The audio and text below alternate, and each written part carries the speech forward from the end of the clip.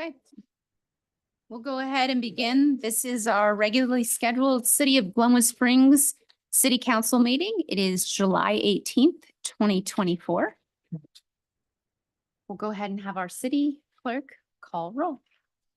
Yes, Madam Mayor, Madam Mayor. Present. Mayor Pro Tem Dame. Here. Counselor Zelinski. Counselor Weimer. Here. Counselor Kaup.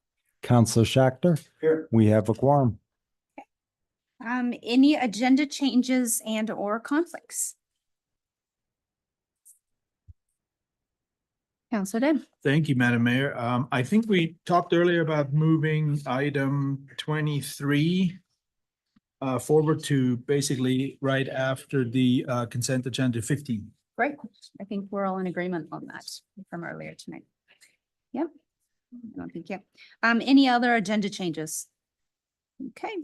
Moving on to item number 11. Are there any council announcements, upcoming events we want to highlight?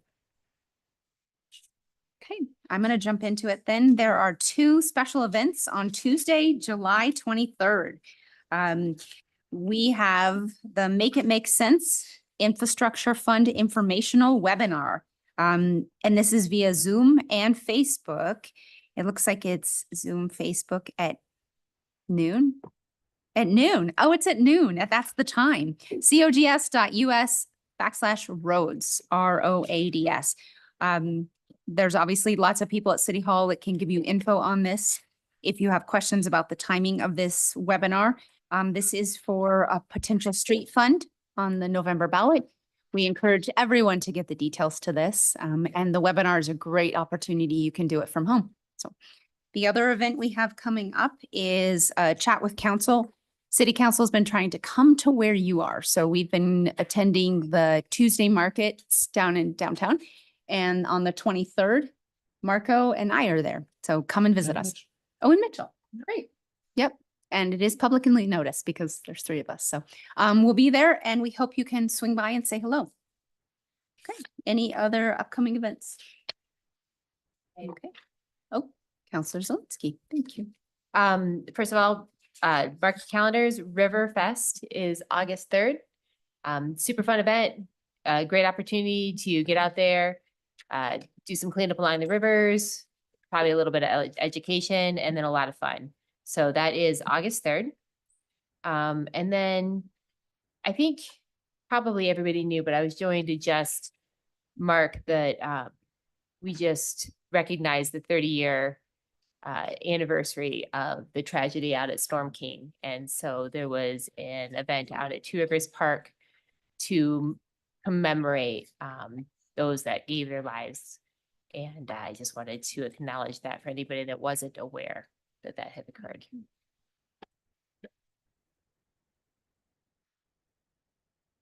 Counselor Kell.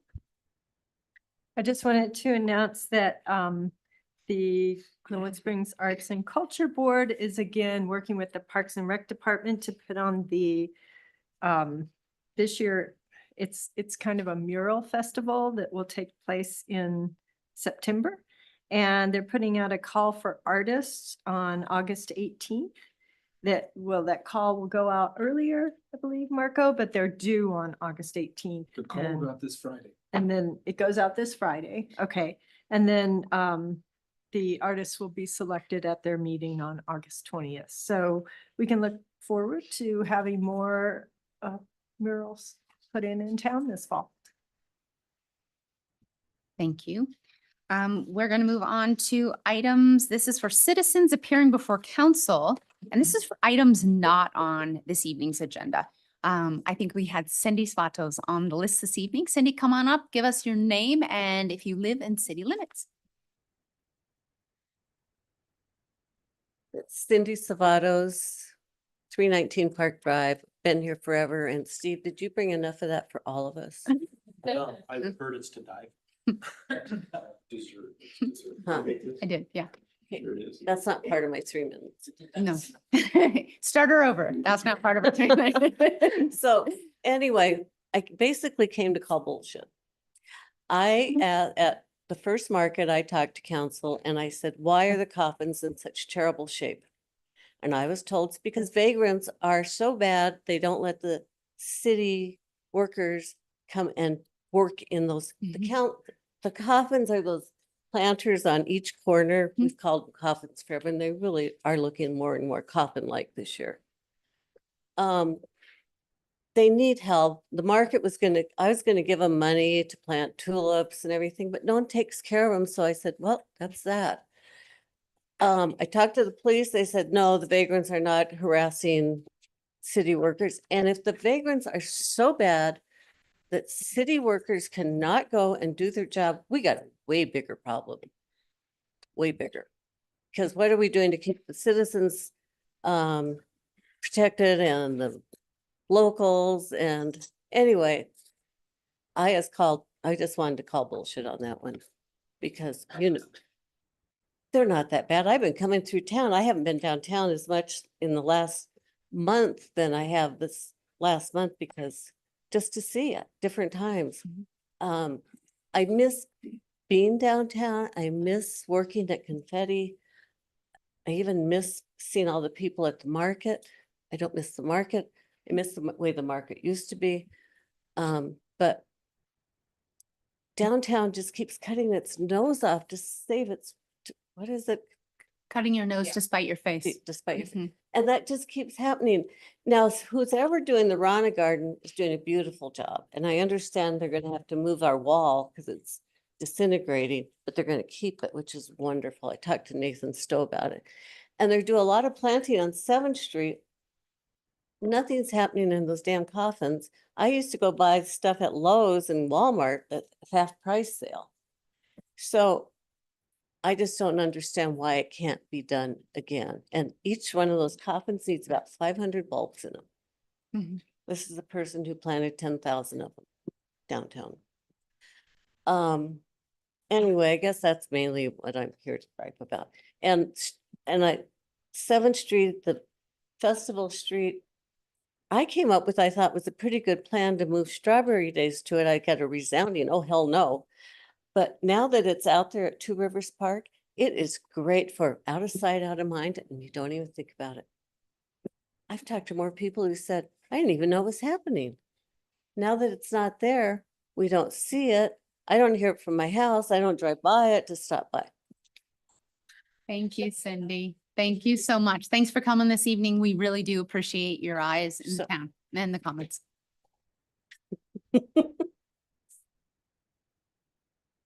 Is anyone else here this evening for public comments, items not on the public, not on this evening's agenda?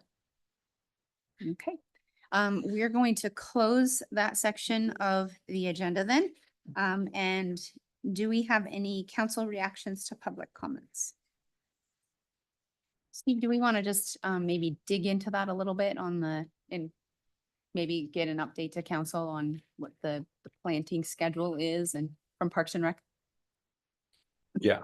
Thank you. I appreciate that. Okay, I'll bring it back to council and look for a motion to approve the consent agenda. Counselor Kelp, I will move to approve the consent agenda. I will second. great. All those in favor? Aye. Any opposed? Motion passes unanimously. Thank you. We'll move on to actions and or presentations. First up then is going to be habitat. Yep, so we are going to bump the habitat discussion that was at 23 up to now. Steve, you want to lead? Thanks. Yeah, I can kind of kick this off. We had an earlier work session on this where we discussed it briefly. Habitat is here with, an update, as you guys know, about their fundraising activity and probably have an additional ask that you guys wanted to consider in the evening session to see whether or not you wanted to take action on it. And I guess I'll ask Gail, would you like to make a presentation or should we just turn it over to council for their discussion and any questions they have? Come on up. I do need you to come to the podium and your name, organization. and- Gail Schwartz, Habitat for Humanity. Thank you. And I believe we've been here and we've shown a PowerPoint. We had a discussion earlier today, so I don't think I need to make a presentation, but again, we really appreciate the council's consideration of working with Habitat on this really transformational project Thank you. for Glenwood Springs. Okay, I'll bring it back to council. If there are any questions for staff before I look for a motion to just get a conversation started? Okay. Oh, do you have a question? Okay. Madam Mayor, I don't know if for the public's benefit, if just like a really quick snippet of what we're talking about here is the Okay. potential acquisition of a property. Yeah. Do you want me to do that? Let's either have Hannah or one of you two. Hannah, do you want to come up and just give a really quick overview of a summary of the project? Thank you. You've done it in past on this. Thank you. Yeah, so this project was before you with a Workforce Housing Advisory Board recommendation. Mhm. It's the purchase of an existing apartment complex with 80 units. So existing building, Habitat for Humanity has the opportunity to purchase and then condominiumize and then sell those units at an affordable price. Mhm. The Workforce Housing Advisory Board recommendation that you guys approved was a $1 million support Mhm. towards that project, and Habitat is coming back with some additional explanation about costs and what they have or have not raised to fund the entire project. Mhm. So what's in front of you is consideration to close that additional gap beyond what Workforce Housing and yourselves approved for support. Perfect. And the gap again was $3.89 million, I believe, as That's it's the currently gap. standing. And the project total for those at home, 53 million? Sorry, 32? I'm actually unsure of that Okay, thank total you. number. Okay, okay. Yeah, okay, great. Thank you. Okay. Great job. Yes. Okay, Excellent. thank you. I appreciate that. Okay, great. Questions? Shelley? I had a question for, I guess, I don't know if I should direct it at council or at our city manager, Steve Boyd. But, so previously at the recommendation of the 2C Workforce Housing Board, we did pledge $1 million to the project just to kind of in exchange for assurance that at least minimum of 10 of the units that are kind of not pledged to employers would be open for Glenwood Springs residents or Glenwood Springs workforce, someone who works within the city. And so I think the conversation tonight, as I understand it, would be, does the city have capacity, or is there a recommendation from the city council that we could pledge additional funds possibly for Glenwood Springs employees or police employees or fire department employees? Do we want to consider doing that? And in what amount? Or another option to me would be consideration of a loan to help get this really important project over the finish line. Counselor Zelinski? So literally, that's exactly what I was just going to say, almost verbatim. From a budget standpoint, I was going to ask you, Steve.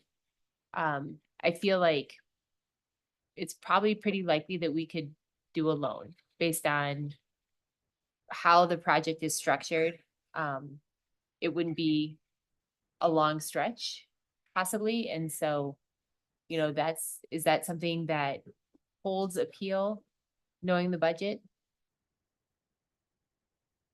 Yeah, I think that's a good question. What I would say about that is that if it were me, and I do have a dog in the fight, so everybody know that, I would rather see it be a loan than a grant, understanding that the project is already fairly leveraged. Right. Counselor Dem? Thank you. Just a quick question. If memory serves me right, didn't we ask them to go back to the Workforce Housing Board to ask for additional funds? Did that happen? I don't know that we had time to do that as It this was was kind of coming together. Okay, it's a time issue. Okay. Oh, Comment.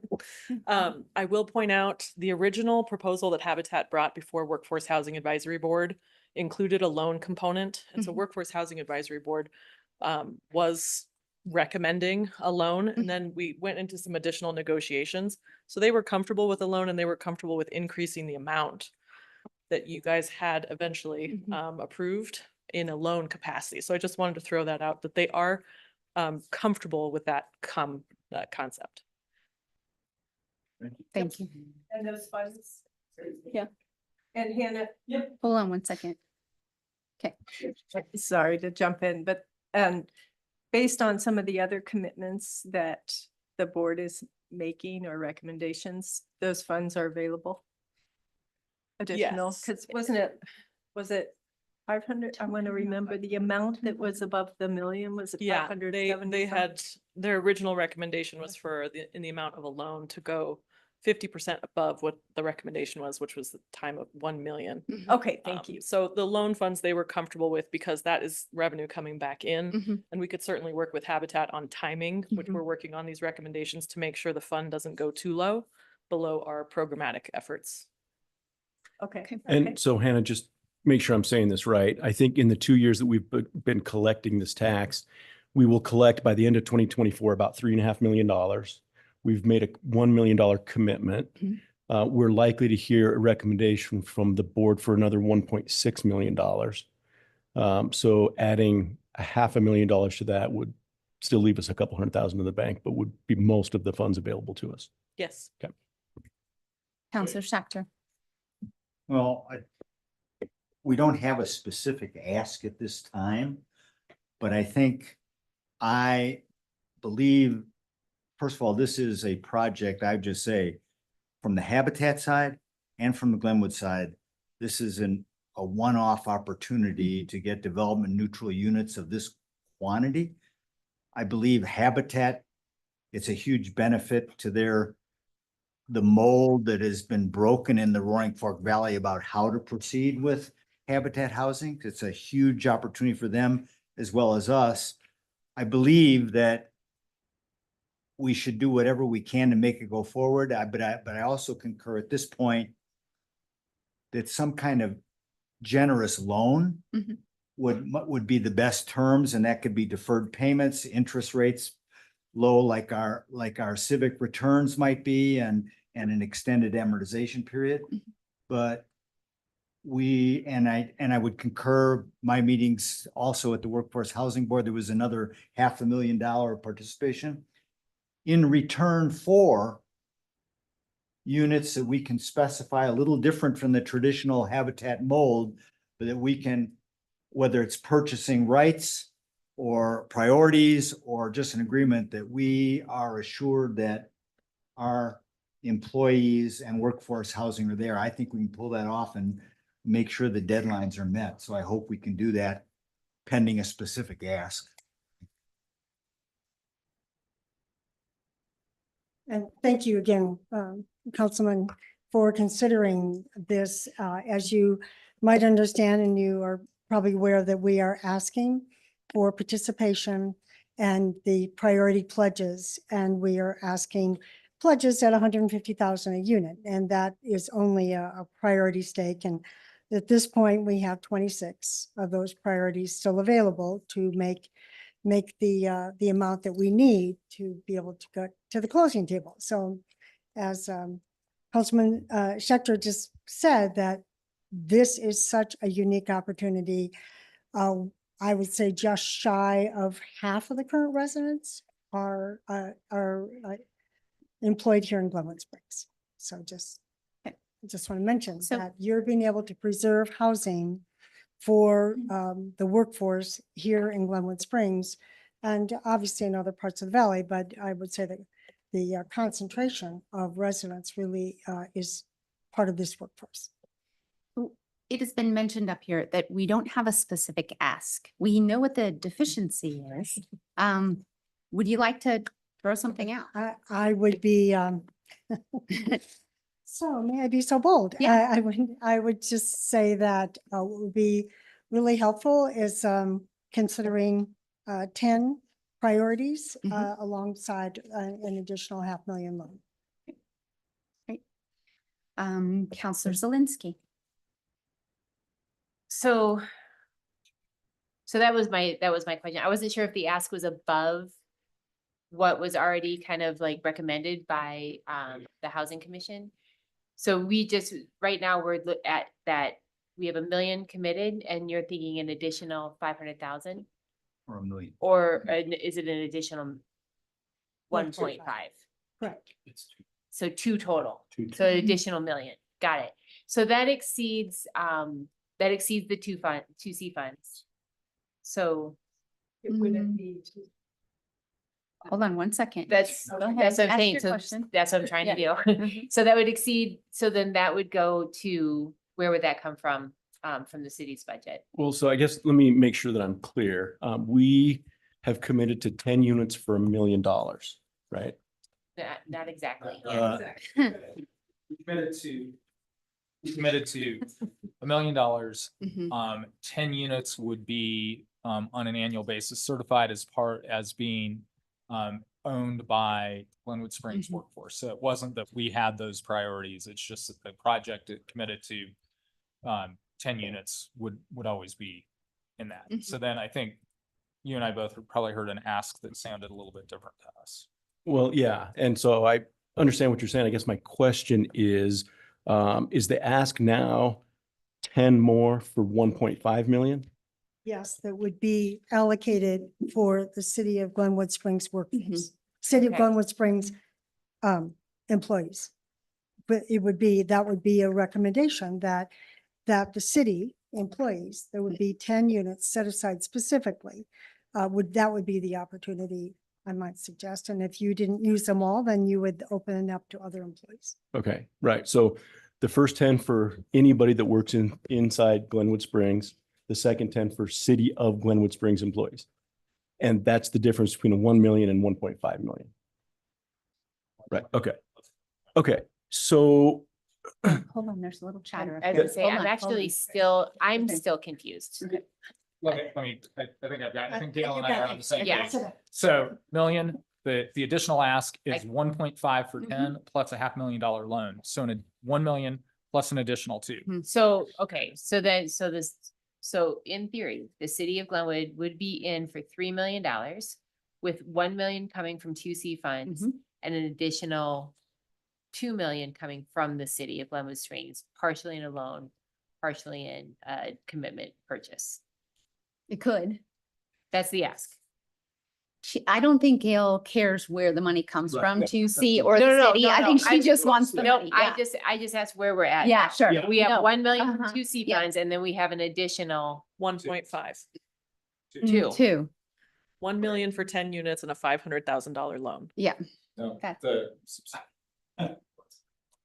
Well, I'm gonna just clarify that big picture, Gail is asking for 2 million in some way, shape An or additional form. 2 million An additional, on top of the million. the we've million already- that we have that's- already committed to 2C. Yes. Okay. Can So- I try to so give you that's a what I keep shot? trying- So- Yes. Yeah. Okay. Yep. Just with the thing that has already been through WFAB and approved by you is the 1 million for 10 units that are Glenwood area workforce. Yeah.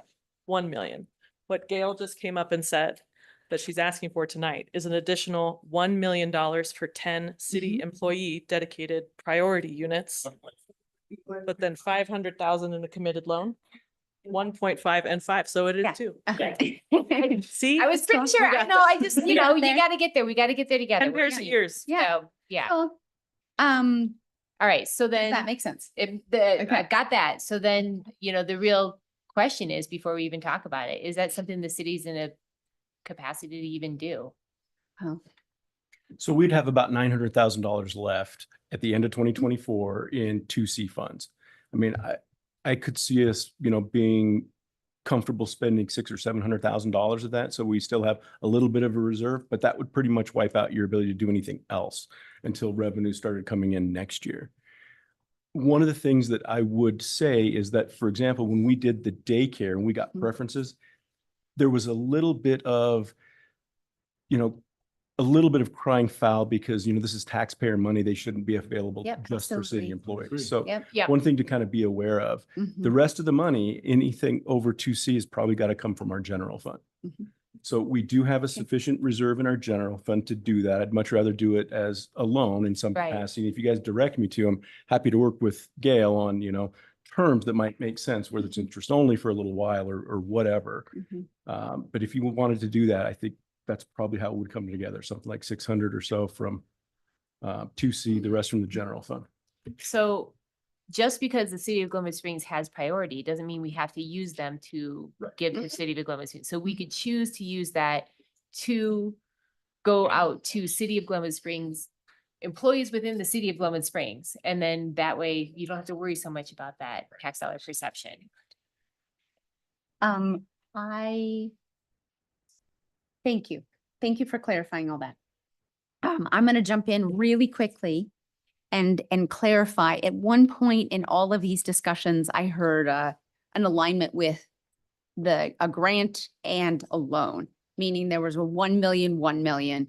And I'm wondering if on the table, we could also in this discussion keep in mind something similar but higher increments. So increase our 2C contribution to 150 and offer a 150 loan, with priorities all going to city employees, but not specifically city of Glenwood Springs. Okay, did you hear that? Okay, do you want? I'd like you to clarify what Okay. you said about workforce housing. So what I would like to throw out into the discussion is to increase our $1 million grant from 2C to 1/5 or 1.5, thank you. And then offer a 1.5 million loan with terms that Steve could work out. So that's what I'm going to just put out there. Counselor Kelp. So I'm thinking similar along Okay. the same lines. I'm interested to have discussion on council if we Okay. have capacity, if we think to go to a full 2 million. You know, I agree with Counselor Schachter that I think this project is an important opportunity, that it's good for the whole community as well as the city, hopefully employee base, but and so I'd love to help get it over the finish line. Okay. I would like to propose similarly that we add the extra 500,000 as a loan from the 2C funds. And then it's the amount in question of how much would we work with from the general fund, you know, whether I'd love to see us take priority on some units and maybe prioritize, if we can't prioritize city workers, maybe emergency service workers, firefighters. But if we have a general priority and then have it open to other large employers, if we could do something like that. What the specific amount is, I'm interested in having a discussion on council. So I don't know if you're ready for a motion or if we Let's just. do a couple more questions, questions? clarity. Counselor Schachter. Great. I have a question of either Hannah or Carl, please. If we proceed as the direction seems to be going and said, okay, there's another $500,000 potential, whether it be loan or grant, we'll have that discussion soon from workforce housing. Do we need to go back to workforce housing before that is firmed up? Formally versus informally? I don't think you really do. I mean, they're empowered to make recommendations to you. This is kind of coming up in a timing and a sequence where going back to them is very difficult. It's the same thing that's happening with a later agenda item when we're talking about 2C. So there's no requirement that you do go back to them. All right. And I did hear a willingness in the meetings for another $500,000 of capacity. I would prefer loan. We'll have that discussion. Okay. Thank you. Counselor Weimer. So I think my current thinking right now is I wonder, let's just go ahead and clean out 2C for the moment, right? We're past the 50% mark for the year. You know, I wonder what good we would be able to do with what's left in 2C in 2024. And this being such a unique and valuable, you know, opportunity for us. I wonder, I'm just, you know, thinking, let's just clean out 2C. We've been saving for a rainy day and this is the rainy day. And you know, if that's, you know, 800,000 or 900,000, what what that does is it reduces the burden, the remaining burden then on the general fund, be it, you know, even if it's a loan, that's not money that we have to spend immediately available, right? So that would reduce the burden there on general fund. And then my thinking is to do away with this second tranche of prioritization. I don't like the idea of prioritizing for a very small group of folks in town. It's taxpayer money. It belongs to 80601. And I think that the first tranche of prioritization does just that. The second tranche really is being done just because it's the right thing to do. And we had a little bit of this conversation last time. You know, half of the folks living in there today already live here, work here, right? The odds of those guys converting super high. So I don't know that we need to put a lot of pressure on that, those prioritizations. It's going to happen regardless. And I would just like to be clean and say, you know, we've done 1 million, 10 units, 80601. Here's another 2 million in the form of, you know, grants and loans, just because it's the right thing to do. I'm going to, we're veering from questions. I'm going to go ahead and look for a motion to get true discussion on the table. Okay. Counselor Schachter. Thank you. Regarding the Habitat proposal, at this point, I would move that we proceed with a commitment to add, is that correct? We're talking $2 million now? Add an additional $2 million to our participation, $500,000 coming from the Workforce Housing Fund, and the other $1 million coming from general fund or any other source our manager recommends, that both those amounts be structured as a generous loan, terms to be determined and negotiated between us and Habitat. Yeah, that's what he needed to. Oh, no, she's asking for two. $2 million total. I'm sorry, it'd be 2 million total, $500,000 from workforce housing, 1.5 million from the city's sources, general fund or other, both again structured as a loan. And in terms of the, at least in terms of the workforce housing portion, that some form of priority be attached to that. At 150 unit, that would be, you know, basically rounded to down to 3 units at the very least. That's my complicated motion.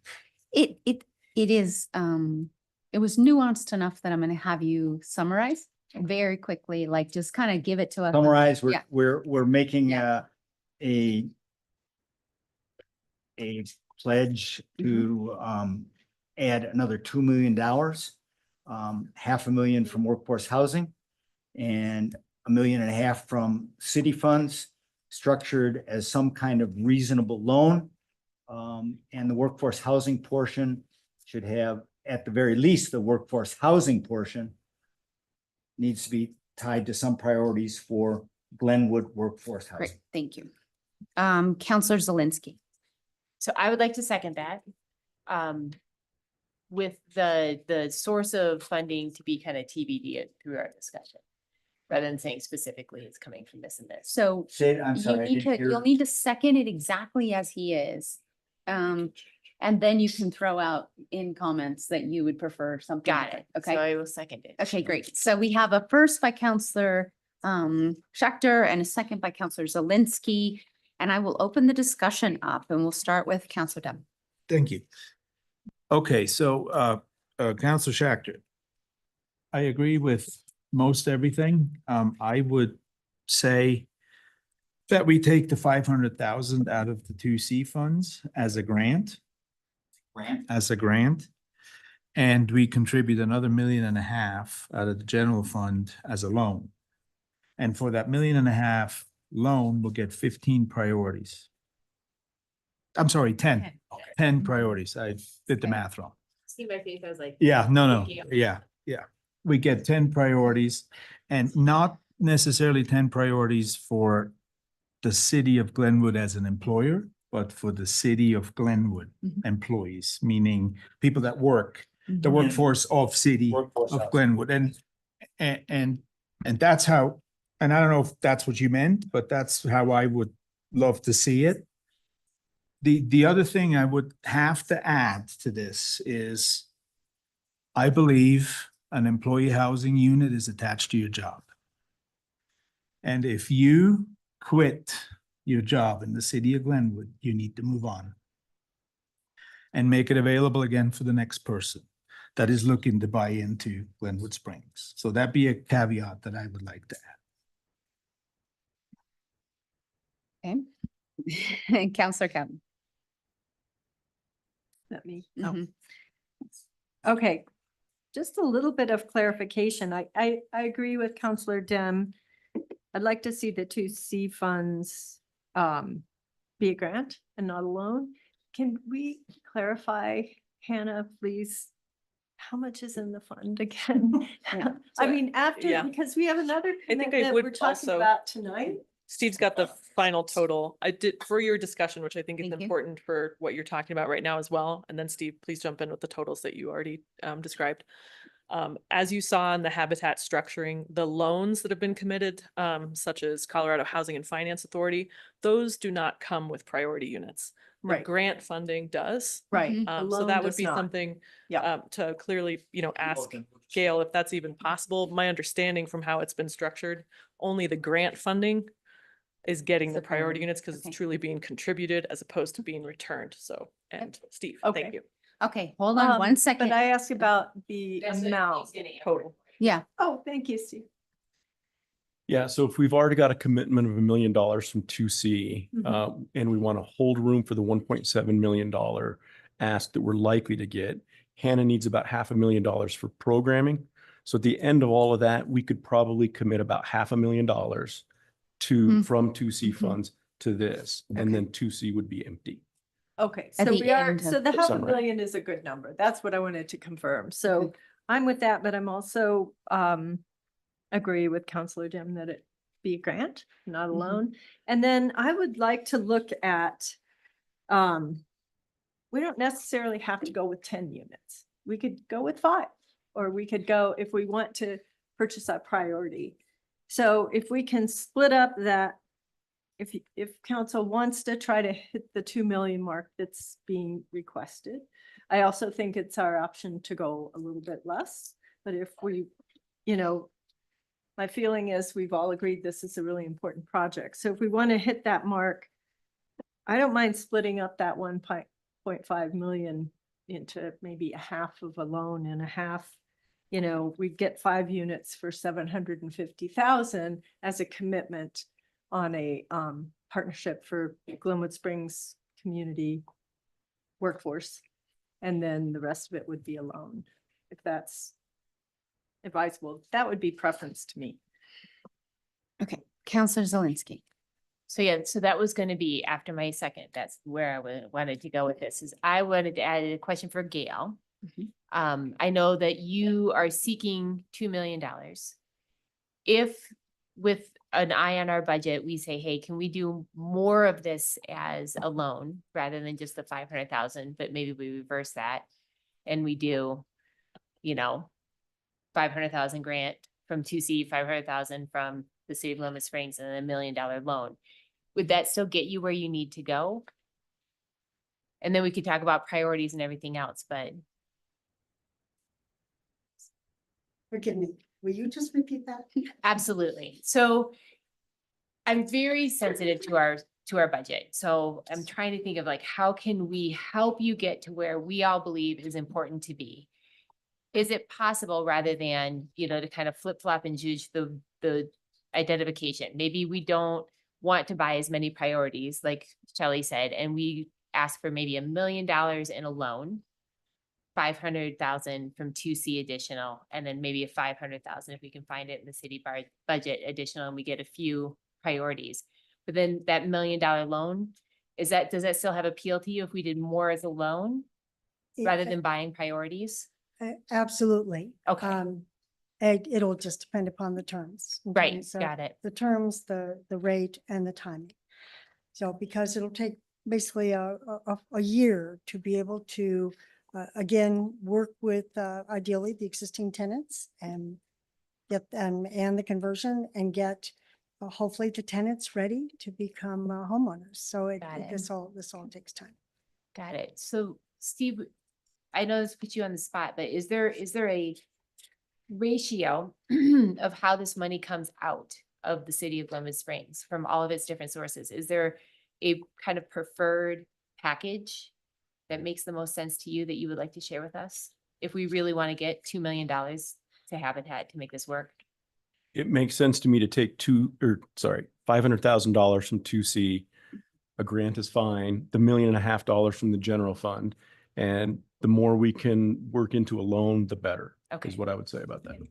So is the rest of council interested in having that discussion? Perfect.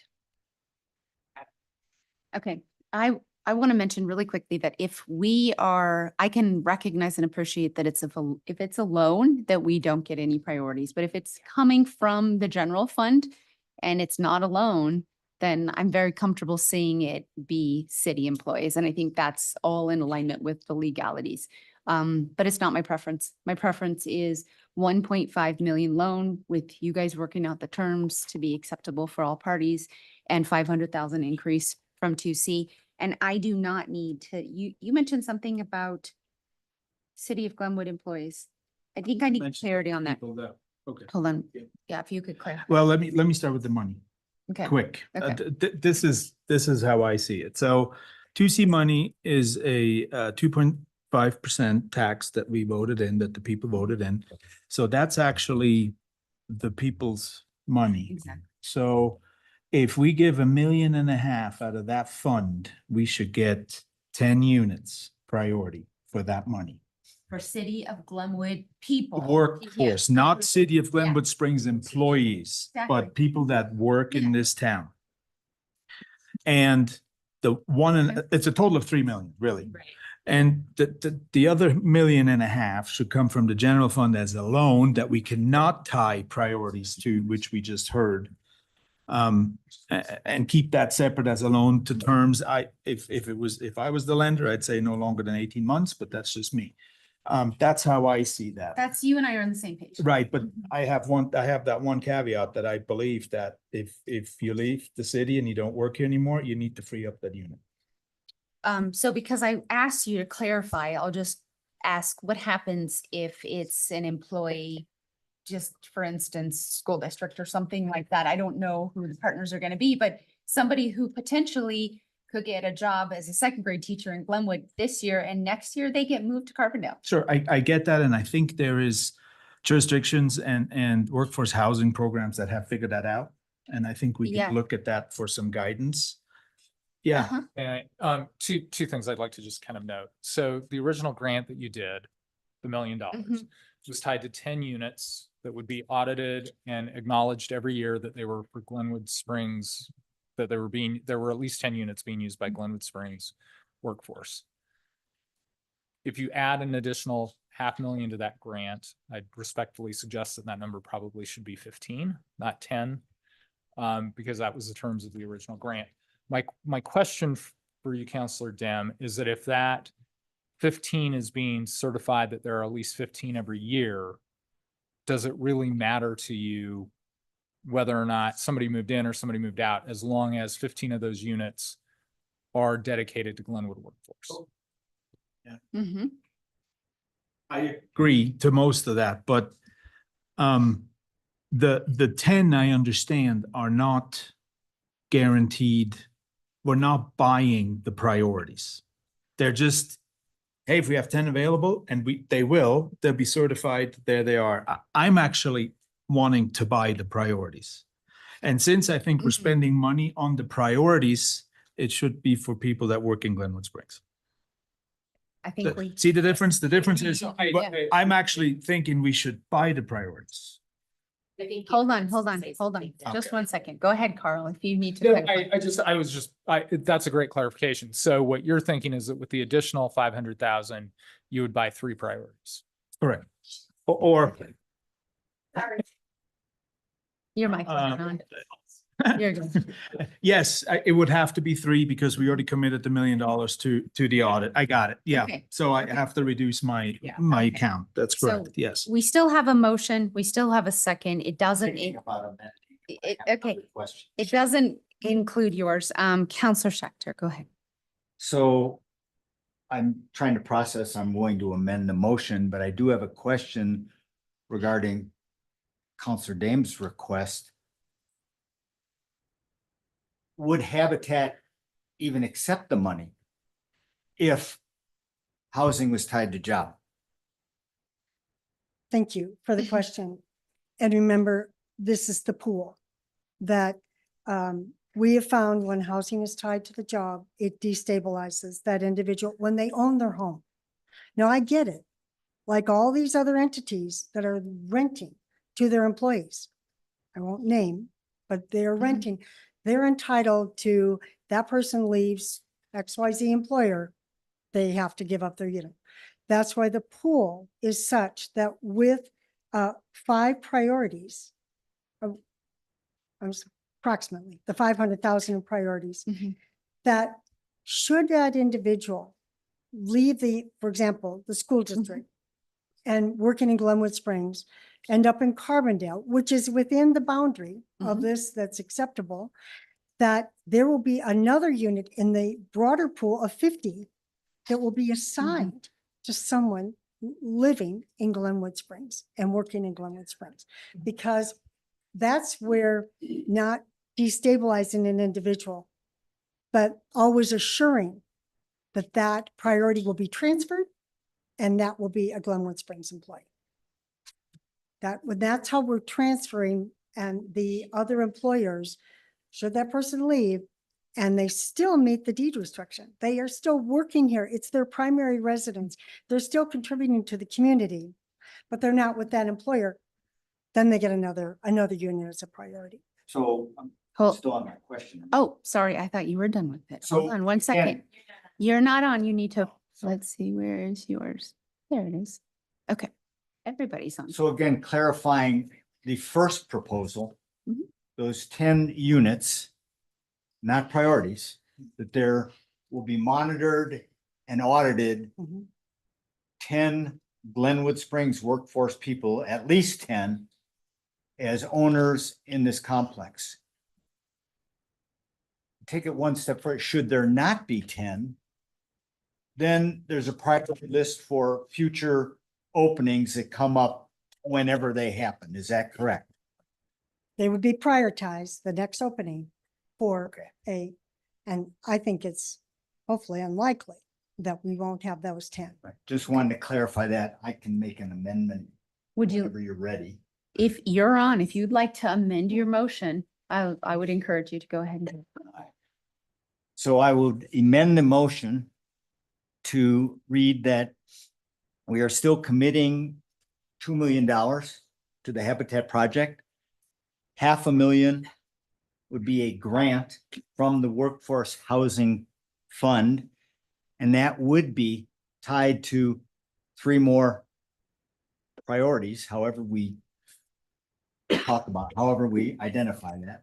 Priorities for this, for the people city. who work within 81601? No, for Glenwood Workforce Housing. Why not That's, Oh, for Glen, I guess I'm trying to delineate between. what's our definition of Glenwood Workforce Housing, Hannah? People who work in Glenwood. People who are employed by an employer in Glenwood or Okay. working. in Glenwood. Okay, great. Thank Yes. you. Okay. And that the additional 1.5% be, the additional $1.5 million, Mhm. I think that motion stays the same, be structured as a loan with terms and sources as recommended by Mhm. city manager. Okay, so I have an amended motion.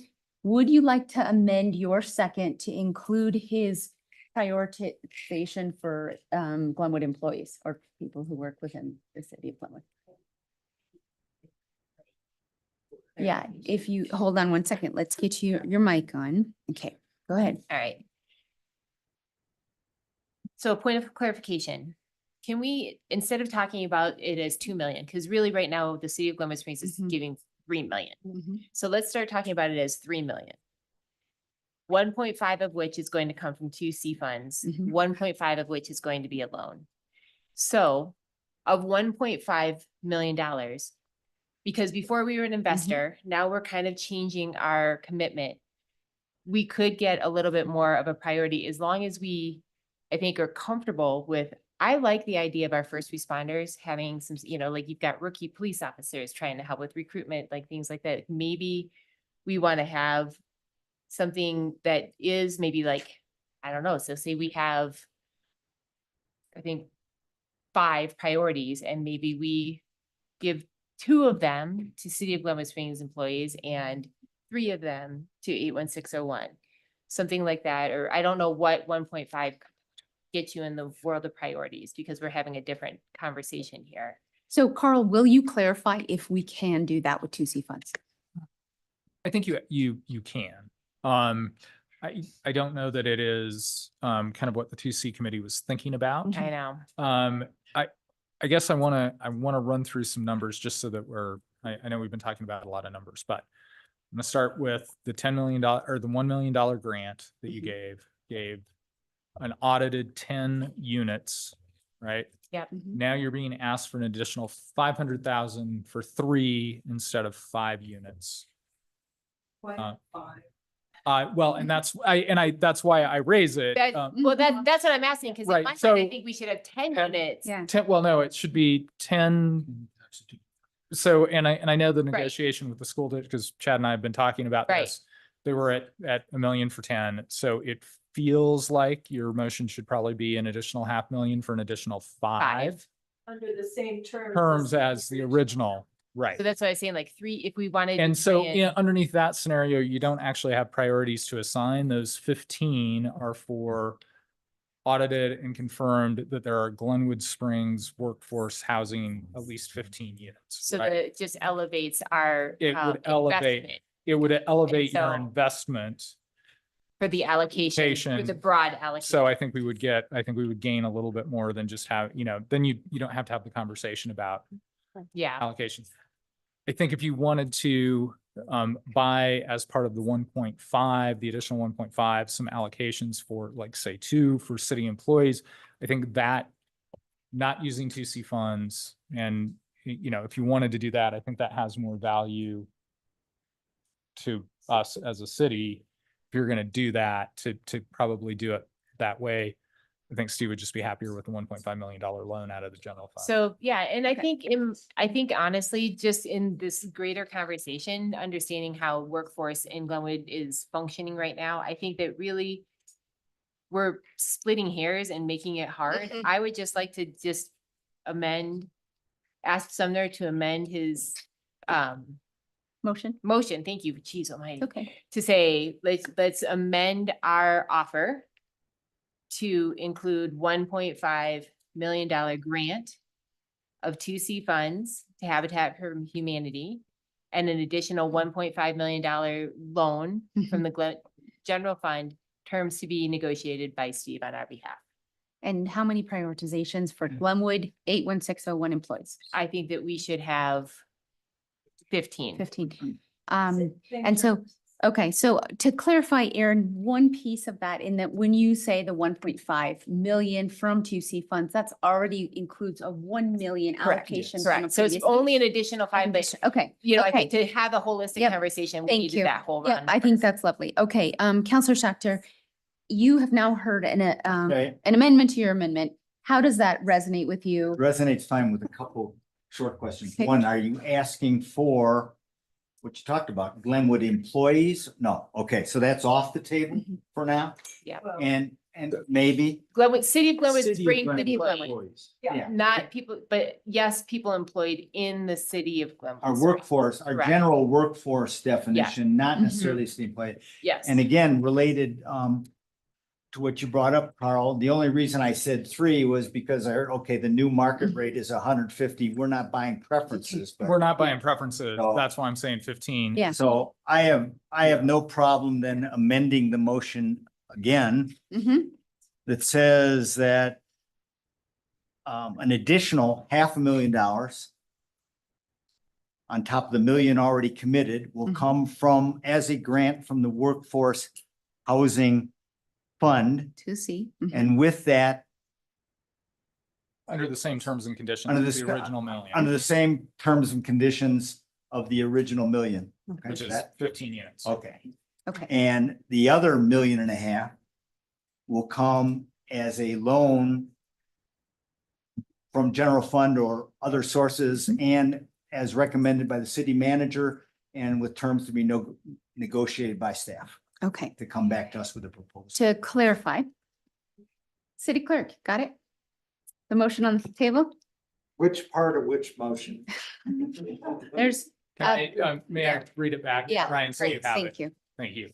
The motion by Counselor Shackner was an additional $500,000 as a grant from the 2C fund on the same terms and conditions as the original $1 million grant, which will result in a additional 5 units for a total of 15, with another 1.5 million to be a loan to be negotiated by the city manager from funding sources to be determined. Okay, great. So we have a motion. second. We have a second. We have amended motions and seconds. I have a few people still with lights on, so I'm going to go with Counselor Cow. Okay, and I will say I can support this motion, but I have a preference, and it's something that we talked about earlier, which is if we split that 1.5 million coming from the Mhm. general fund and purchase priority on 5 units for 5 City of Glenwood or emergency services employees, public service employees, and 750,000 of it to be a loan out of the general fund. That would be my preference, is just because I would like to see the opportunity for some of our 80% of the public servant employees that are commuting in from other communities have an opportunity to purchase in Glenwood Springs.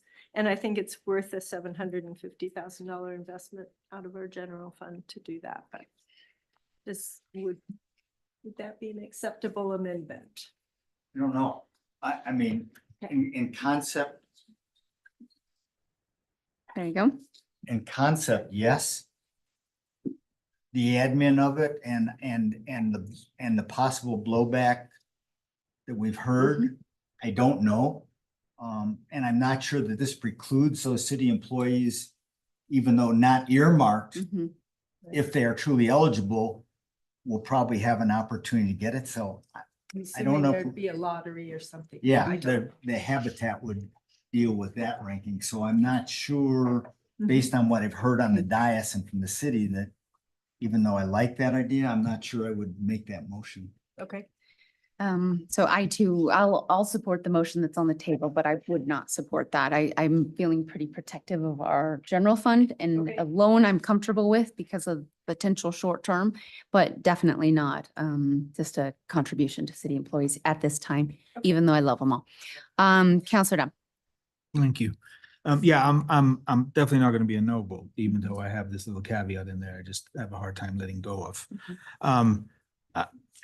I struggle sometimes, and that's just maybe who I am or how I think about this, but I struggle with subsidizing housing for somebody that does not work in Glenwood Springs. And I know we've asked this over and over and over. And I know this is not your model. I completely understand. You do not want to displace people. I get it. Pitkin County does it. If you do not work within a certain area, you're out. I think it's doable. I'm not sure this is the project for it, but I think we should be careful in the future that we do not use taxpayers' money for people that do not, for a workforce housing that does not work in Glenwood Springs. Right, yep. Thank you. Counselor Schechter, and okay, we'll give a couple more comments and then we'll call the question. I wrestle with what both counselors just said, because we're dealing with something relatively new and relatively abstract.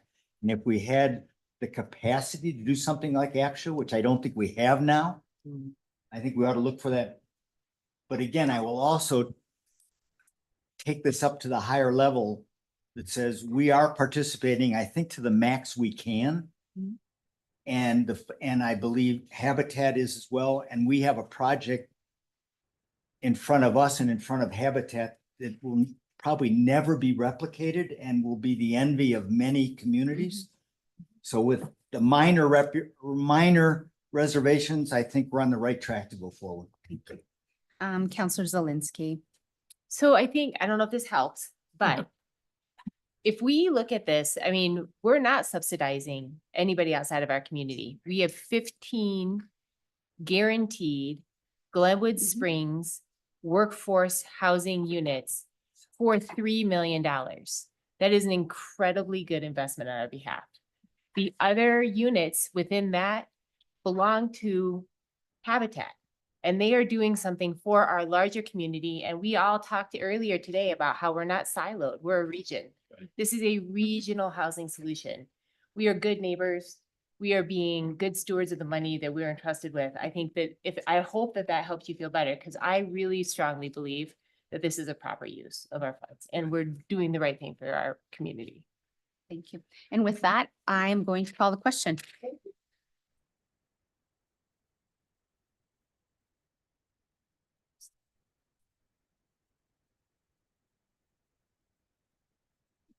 It's unanimous. It passes. I would just like to thank you. This has been a really thoughtful conversation and from a very heartfelt place.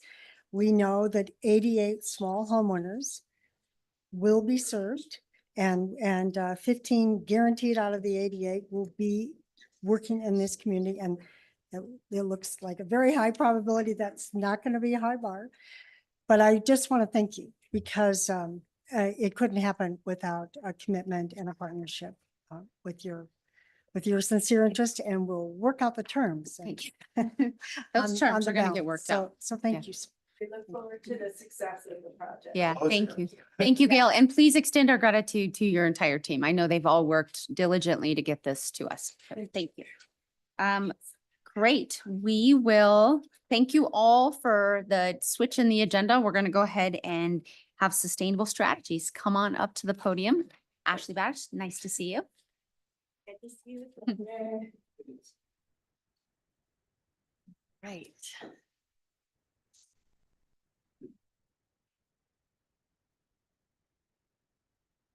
Okay, hello, I am Ashley Badish. I'm a partner at the firm Sustainable Strategies DC. I know many of you and have met several of you in person or over Zoom at some point. I'm here tonight just to give an update on the services that we're providing the city for funding, consulting, and grant writing. So I have a few slides. I won't spend tons of time talking through our service model, all of the things that I have in the slides, because I think you're mainly familiar with it, but I will give a brief overview just to refresh everybody on what we work with the city. All right. So about Sustainable Strategies, we're a small firm based out of DC and Denver. I've actually been working with the city of Glenwood Springs.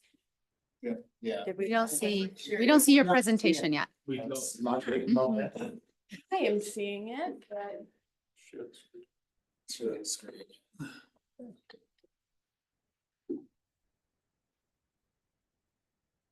the slides are pretty inconsequential.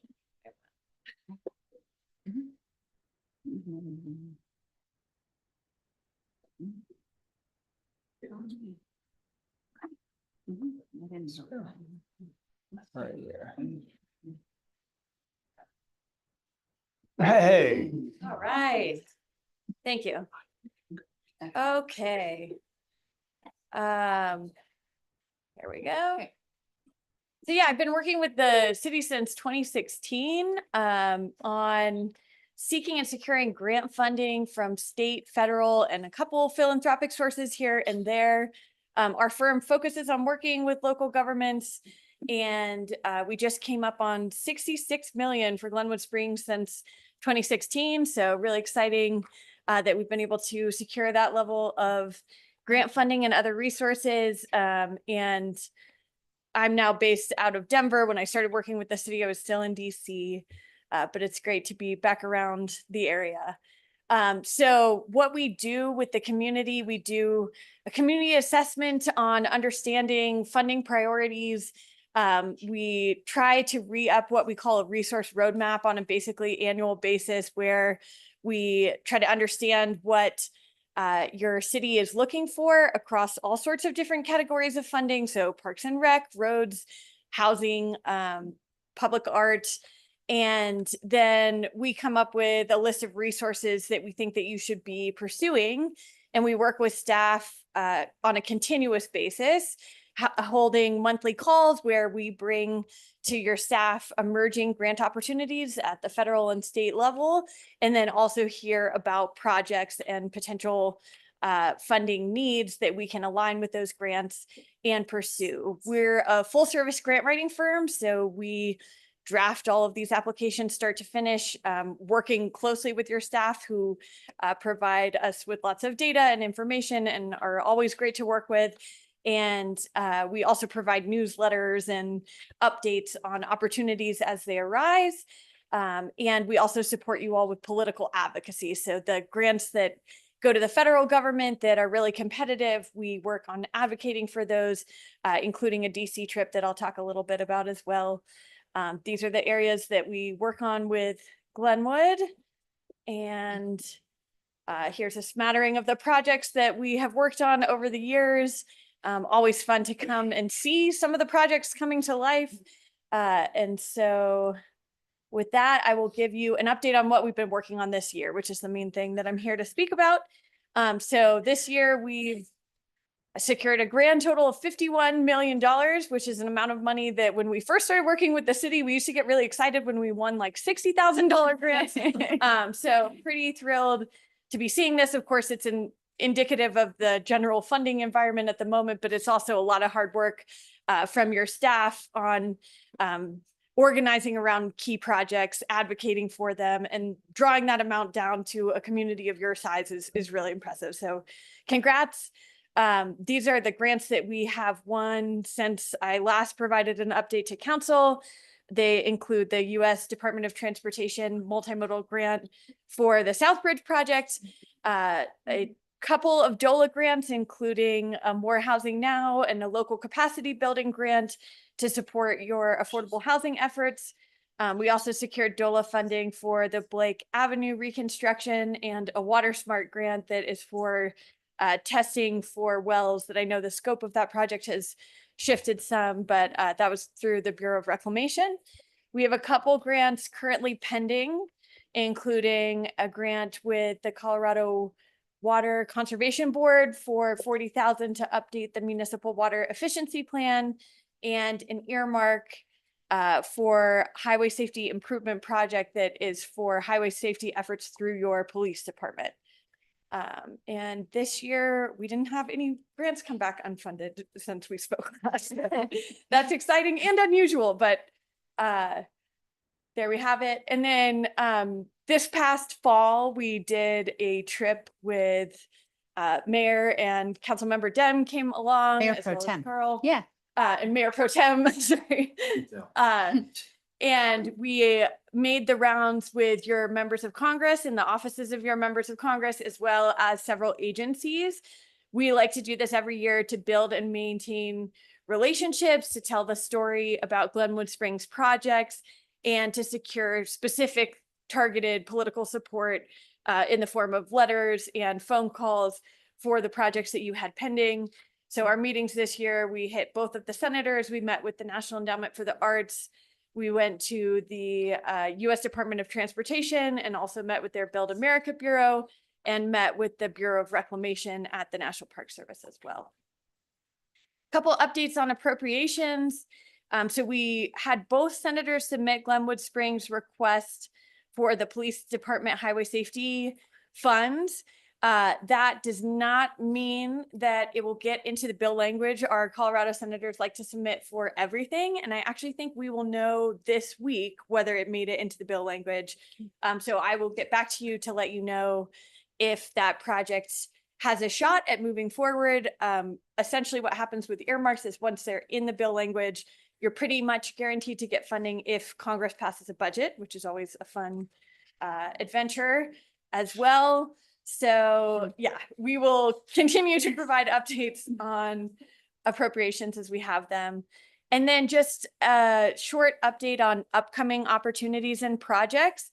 This is a list of some of the grants that we're discussing with staff about potentially pursuing. The Colorado State Forest Service has funds available through their forest restoration and wildfire risk mitigation grants. These support primarily vegetation management projects. CDOT non-motorized trail grant program.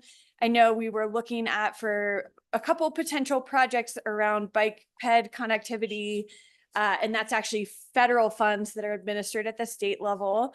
CDOT's Safe Routes to School program is open again. This one only comes around every couple years. And I actually wrote one of these a while back for the Roaring Fork School District for the sidewalk that now connects down to the new, it's not really new anymore, but the school in South Glenwood. And so it's something we can look at. I know we've had discussions about State Highway 82 safety, but we'll continue to talk to staff about these programs and figure out if there's a way to plug into them. And then we keep the transportation alternatives program on the list because I think we are looking at a number of bike pedestrian connectivity projects this year, as well as we're gearing toward a DOLA EIF application for shared use path on 6th Street for the winter round, and then looking at the February round of National Endowment for the Arts, potentially for art on 6th Street. And there were a couple other projects up for discussion for arts applications as well. So with that, I would be happy to answer any questions that you all have. And thank you for your time. It's great to be here and see you all. Yeah, thank you, Ashley. Counselor Dunn. Ashley, welcome. Glad you came up here all the way from Denver. Yes. Good to see you. My question is, and I didn't see it on the list, I know you work on historic preservation Yes. for us as well. Anything out there? Anything you know of? Anything we can tap into? So we've made a couple attempts at a History Colorado grants. The last one we submitted was not successful. We debriefed it, and then I don't believe have reapplied since then. But that's kind of what's out there, unless you want to look at federal funds for things that are on the National Register, which Glenwood has a couple properties that qualify. But we do keep an eye on the historic preservation grants, just haven't had a whole lot of activity on that recently. So for the federal money, it has to be in the National Registry. Depending on the grant, it either has to be on the National Register or you can apply for the funding to get it there, basically, to get it onto the register. Okay. We might have to have a closer discussion Yeah. about that, but yeah, thank you. Absolutely. Okay, any other questions? Okay, well then I will just express a huge, huge thank you. Your diligence, your professionalism, your relationships at that level. And when we go to DC, it is it's so advantageous that this collaboration that we do with you. And I truly do, we appreciate so much of what you've helped our community get to 27th Street Bridge, soon to be started Blake Avenue project. So many projects at this point that you have helped with. So we thank you and we look forward to continuing to work with you. Thanks so much. Yeah, I thanks for appreciate it coming very up. much. Thank you. Good to see you all. Okay. I won't stop the shares. Hmm. Next person. Yeah, don't you should send Carl a text. We're gonna go ahead and invite West Mountain Regional Health Alliance to come up. Thank you both so much. Thank you also for your patience while we move the agenda around a little bit. You guys want to just do a quick introduction? Yeah. Hi, I'm Yes. Christina Gear. I'm the Executive Director of West Mountain Regional Health Alliance. And I'm Namrata Shrestha. I am a Health Access Director with West Mountain Regional Health Alliance. Thanks for having us here. We do want to thank you because we do receive funding through a Glenwood Springs grant, and that really makes a difference. And we've partnered with you on many things around housing for homelessness and homelessness prevention. So Welcome. Our mission is to build an integrated healthcare system for optimal health for all people who live in the West Mountain region. We serve Eagle, Garfield, and Pitkin counties. And we work also with municipalities such as yours and other municipalities in the region. We focus mainly on social determinants of health, but we also believe that that is integral to being able to get people housed and keep them housed. And as we just had listening to your conversation prior, there's so much need for workforce housing and also for housing for those of our most low income folks who sometimes are employed and sometimes aren't. Oh, you go. There we go. Just to give you a quick overview of our current initiatives, we have housing access and homeless response, and we have the Valley Alliance to End Homelessness. This brings together 8 partners to work on housing for those experiencing homelessness. And that includes the 3 counties, and it also includes Salvation Army, Catholic Charities, Recovery Resources, Mind Springs Health, Eagle County, and then Garfield and Pitkin. And so it's really been an awesome group to bring together. And I'll talk a little bit more about that in just a moment. And then I'll let Namrata share about health access. In health access, we have 2 focus. One is a food coalition, that is Mountain Coalition for Food and Nutrition Security. It's quite a mouthful. We have 11 governing board in that coalition. It's a regional coalition, so we have 3 county human service, public health, and city of Aspen in there. And we have 6 direct service provider, that is Food Bank of Rockies, Lift Up, Valley Meals and More, which is a senior food organization. We have Harvest for Hunger, Uproot, and Eagle Valley Community Foundation. So our core, I'm going to share a little bit more on what is our goals there, but our core work is to support the food system and improve the food system. And beside the Mountain Coalition, we have another focus called Community Connection. And all about that project is to connect medical provider with the government partner with the nonprofits in our whole 3-county region, so we can build a more connected system. So last year we completed our strategic plan as West Mountain Regional Health Alliance, and it's really, we reestablished our values and purpose, but we're really looking at system strengthening. So that's around the health system and the social determinants of health, which are crucial to health, food, housing, mental health is a social determinant as well. All the things that in our region there are struggles around. We also are data driven, so we really are designed to look at the data and then understand the issue and then find evidence-based or promising practices that are going to best support those pieces. We're looking to grow our influence. As we know, that's so important. We have strong relationships at the state level with DOLA and the Division of Housing, and with a lot of other, philanthropic organizations, hard to say sometimes. We have collaborative funding, which we're going to talk about. And then also we're working on just sustainability. As all of us know, there's been a lot of funding that's come that is not going to be here at some point, probably in the next few years. And so how do we sustain some of the great work that our direct service organizations are doing and really keep that work going? Just wanted to share some of our board members. Right now we have 3 new board members that just joined. So we're up to 10, and then we have the potential to add 3 more spots. We're really trying to strengthen the board. That's part of our system strengthening. And so just having the right people at the table to really have the conversation. We have board members from the hospitals. We have county board members. We have some community nonprofits. We have DU School of Social Work, because they've done such a great job with workforce around mental health. And so, yeah. Just wanted to say hello with our other staff. We've got some great staff working on housing for homeless, data, and then also our regional health. The way we look at it as collaboration is that we probably interact with 175 partners a year at least. So at the lowest level, it might be network partners that interact through our quarterly meetings where we do education and resource building. And then there's those that we're doing coordination with, but not through necessarily working agreements.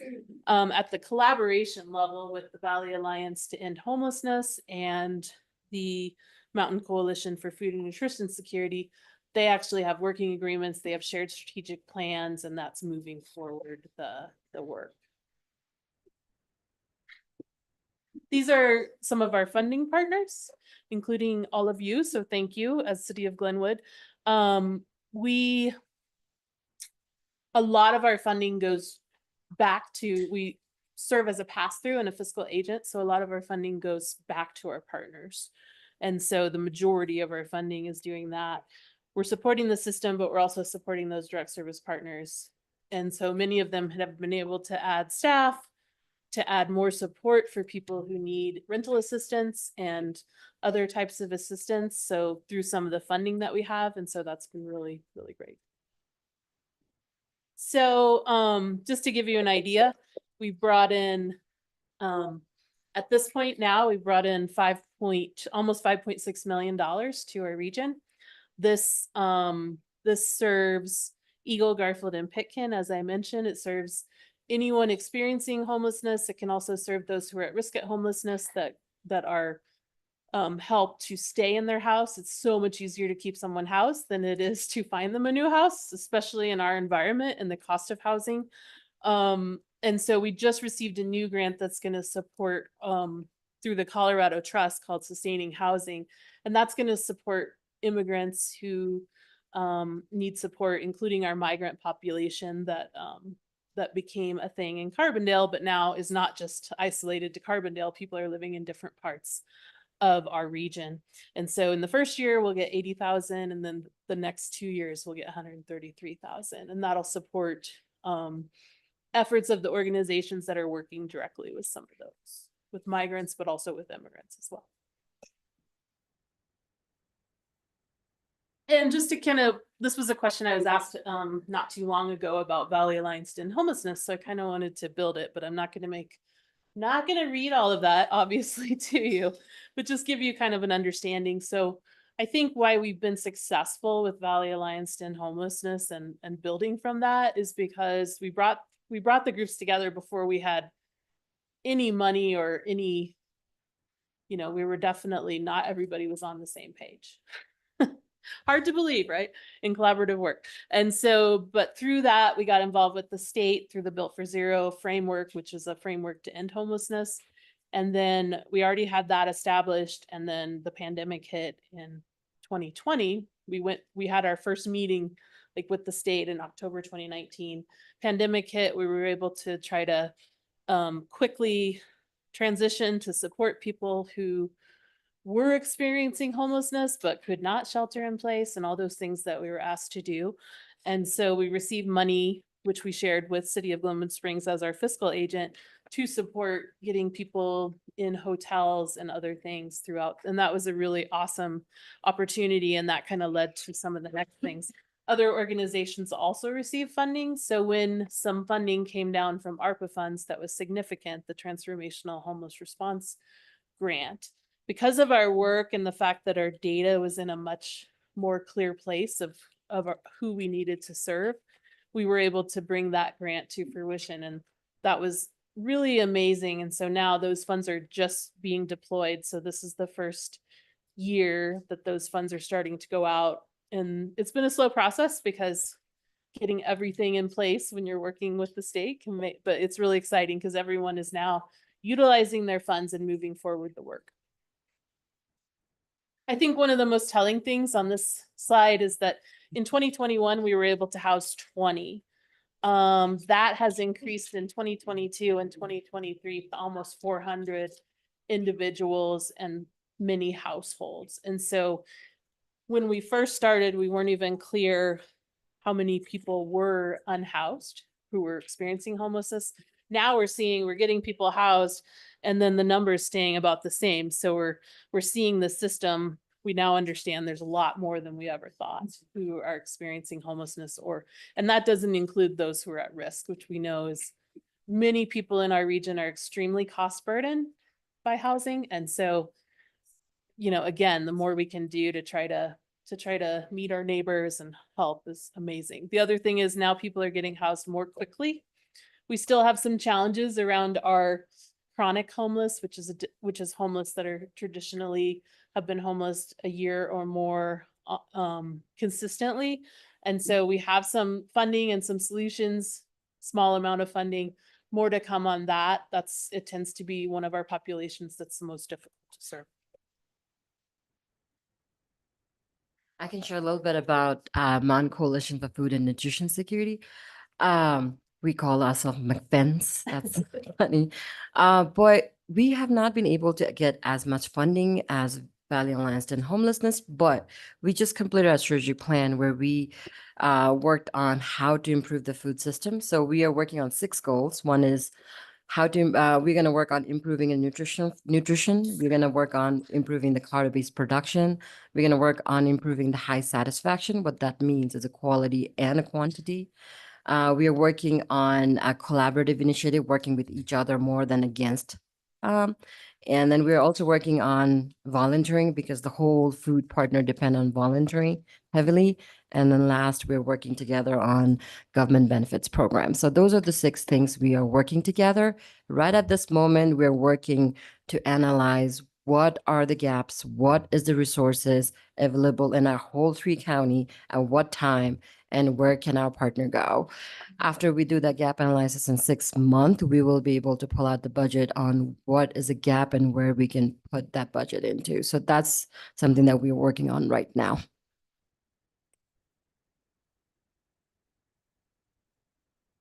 This is another part of our community connection is resource directory. Resource directory is more for all our partner to use where we put all the resources in a 3 county region. This is just available for everybody where people can just click and find the resource that is best suits our partner. So this is directed both to the organization and the community members if they can access.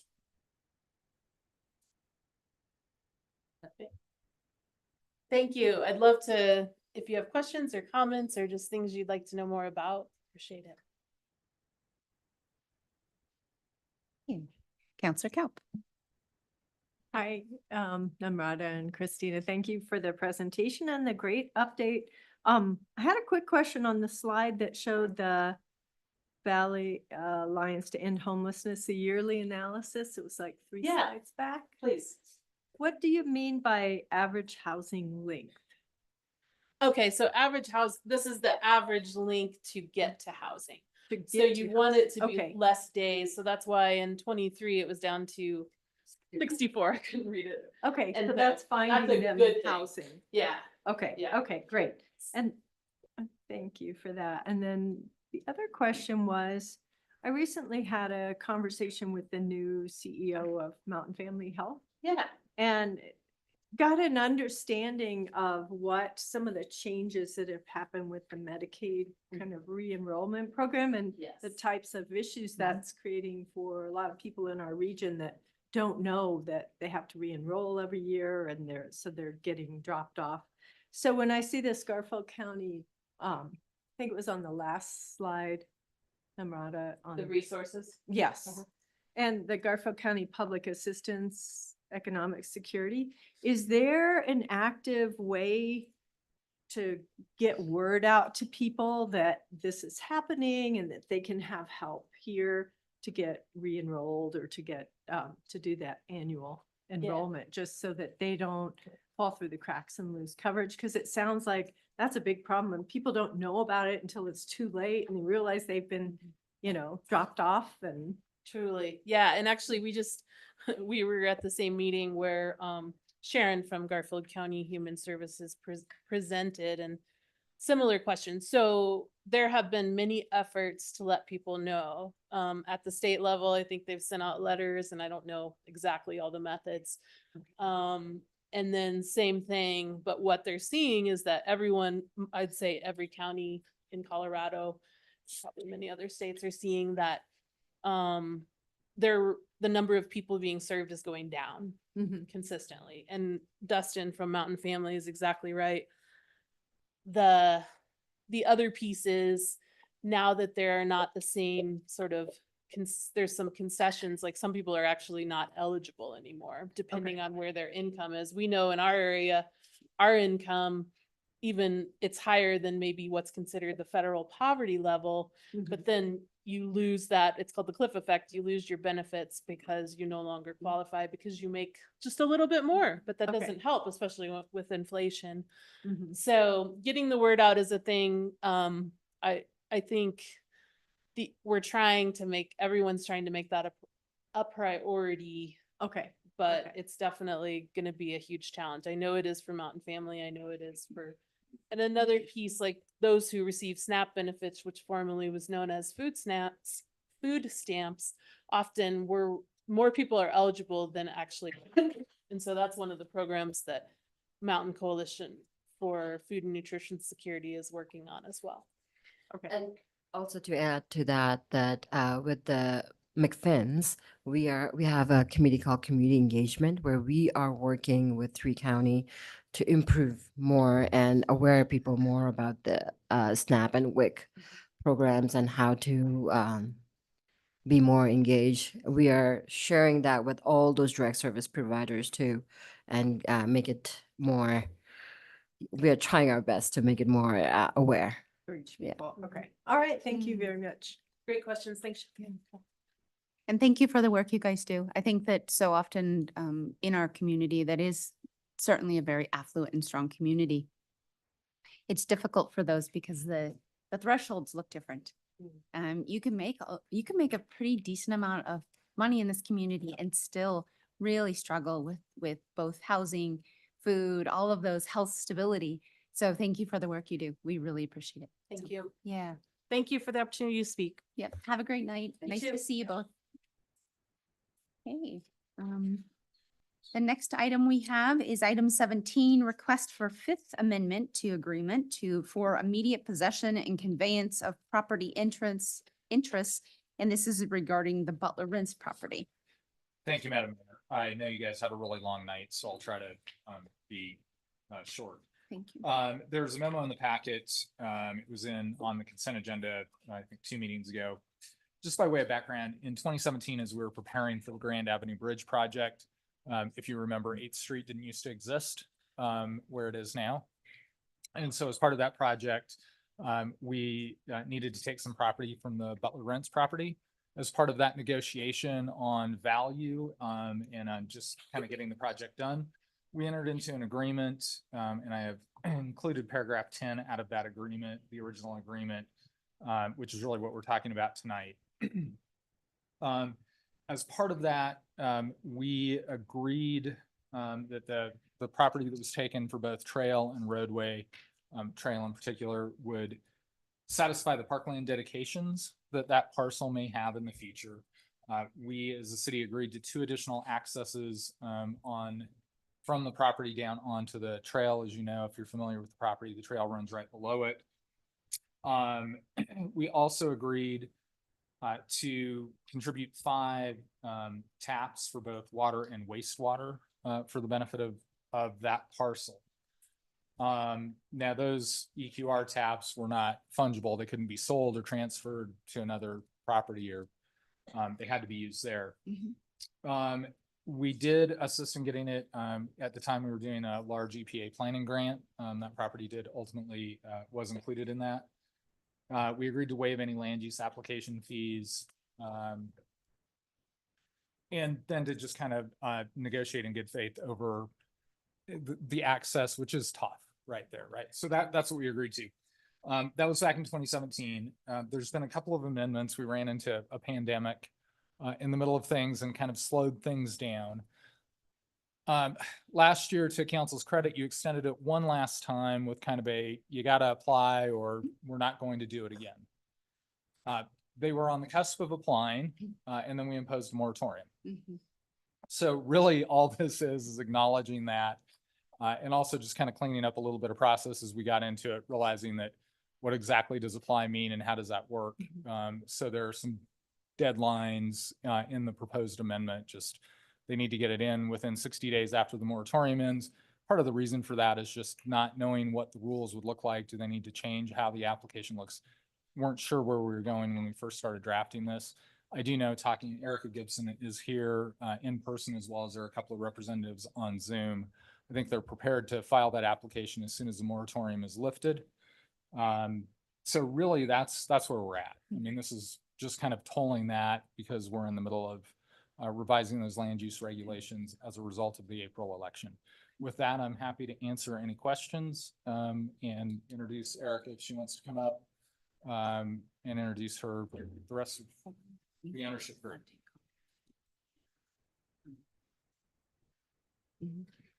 The other thing while Erica's getting up there, I just did want to mention that this development would be subject to every other rule and regulation we have. There's nothing magical about it. It's just those few things have been taken care of that identified primarily parkland for purposes of a land use application. Great. Let's see. Erica, do you have anything to add, or would you like to see if council has any questions? I think, yeah, just turning it over to you all. I know Zach Holt is still on the line. We had Chris Bound, who's part of the applicants members, that he had to drop off, but we're here to answer what questions we can. Any questions from council? Then yeah, the only thing is that I'm not looking for a motion right now because I still need to take public comment on this. So for right now, I'm gonna just make sure that there are no council comments or questions. Erica, thank you so much. Yeah. Thanks for coming up, introducing yourself. We'll see, we'll open it to public comment, see if anybody would like to comment on this. Anyone online? Okay, we will close the public comment section, bring it back to council for a motion. Councilor Capel. Sure. I would like to make a motion that council approve the Fifth Amendment to the agreement for immediate possession and conveyance of property interests on 406 West 7th LLC. Okay. I'll second that. Great. So we have a motion by Councilor Kaup, a second by Councilor Dem. Any discussion, or are you guys comfortable with calling the question? Okay, let's call that question. Thank you.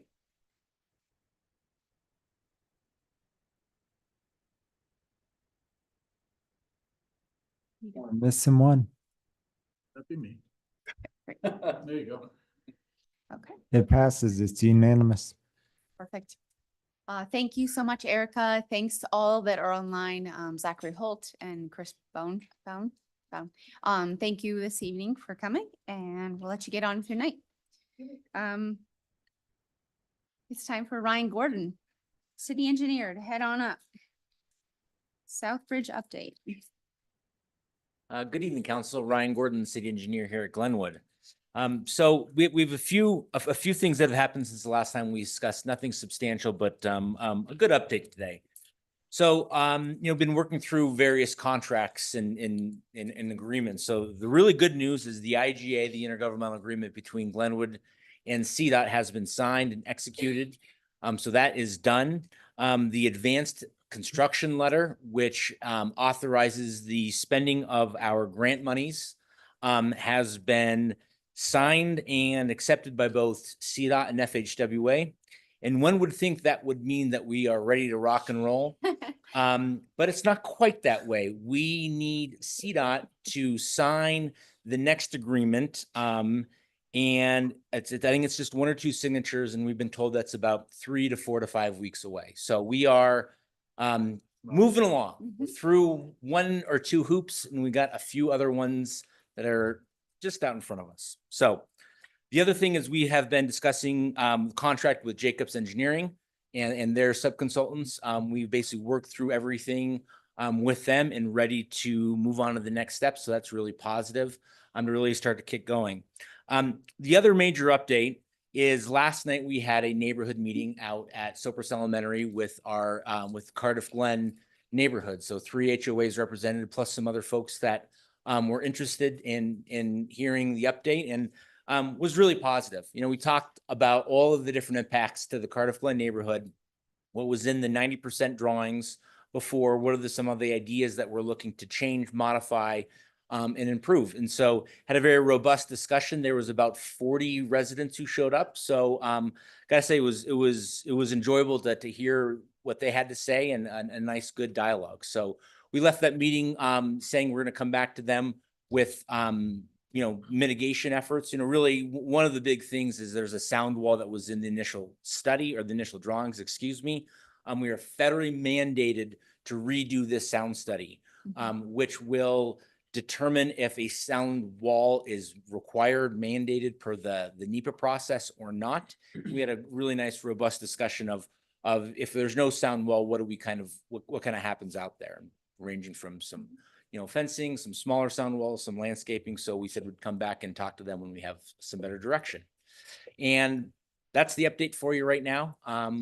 We are continually talking to various stakeholders, but again, really now primed, I think I've said this about 6 times, primed to really hit the ground running now and crank it away. We are still wanting and still on track to finish the design by September, October of next year, with construction to follow soon after. So I'm going to turn it over to you guys for any questions or comments. Do we have any questions from council? Any? Councilor Schechter. Any update on where are we with right of way? With right away. So right away is still on pause. We have a lot of the groundwork laid, but we are waiting to kind of get through these agreements and whatnot.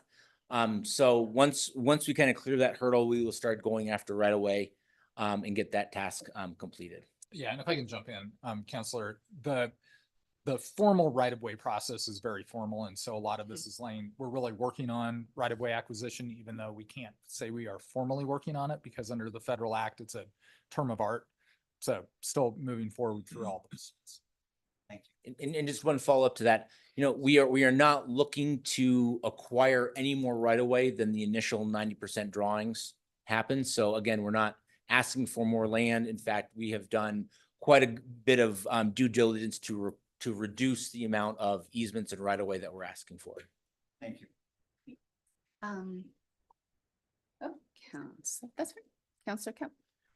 Ryan, just a quick question on the sound wall, and I understand that study will be redone depending on how that comes out.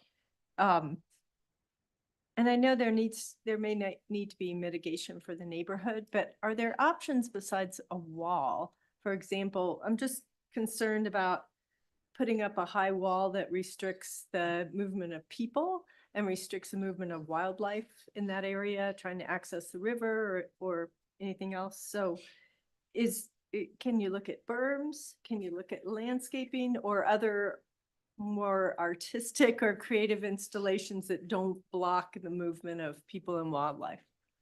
Yes, the answer is both yes and no. So if our sound study comes back and requires a sound wall or something to mitigate the sound, the only real option is some form of a wall.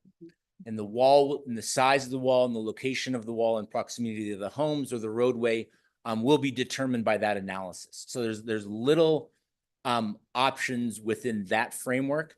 However, if the sound study comes back and says a sound wall is not required, that's when we can kind of get into these different variables. And I agree with you, things like a berm with landscaping or a fence for some security, or is a sound wall, a wood fence, those are some of the details. But those are the options that we are more than happy to explore, with the community, to make sure that we are going to help them with some of their concerns, which are real. Right, absolutely. There a significant amount of traffic will be going in front of that neighborhood that doesn't exist today. So we definitely are wanting to work with the neighborhood to make sure that we do provide some level of mitigation for that neighborhood. Okay, well, great. And thanks for having that meeting last night. Thanks, Ryan. We're going to open up to public comment. Anybody here to make public comment regarding the Southbridge update? We'll take public comment here first and online second. Okay. Meryl Glickman, hello. You guys, if we can turn Meryl over to a panelist for 3 minutes, I think that's what you do. And we'll let her talk.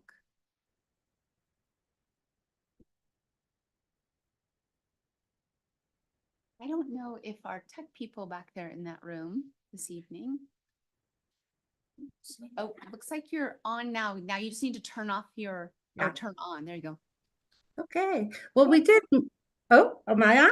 You're on. We can hear you. Got 3 minutes. Starting now. Okay, well, we Thanks, Mary. did meet with Ryan. My husband did count. He counted, I made him stand up and count. There were 50 people representing all three HOAs, which I think is an excellent for vacation time and summer. Great response. People were really involved. The Post Independent, I believe, was there, although I didn't see her. People told me she was. I really feel the city has a really better view of the understanding of our needs. We did talk about,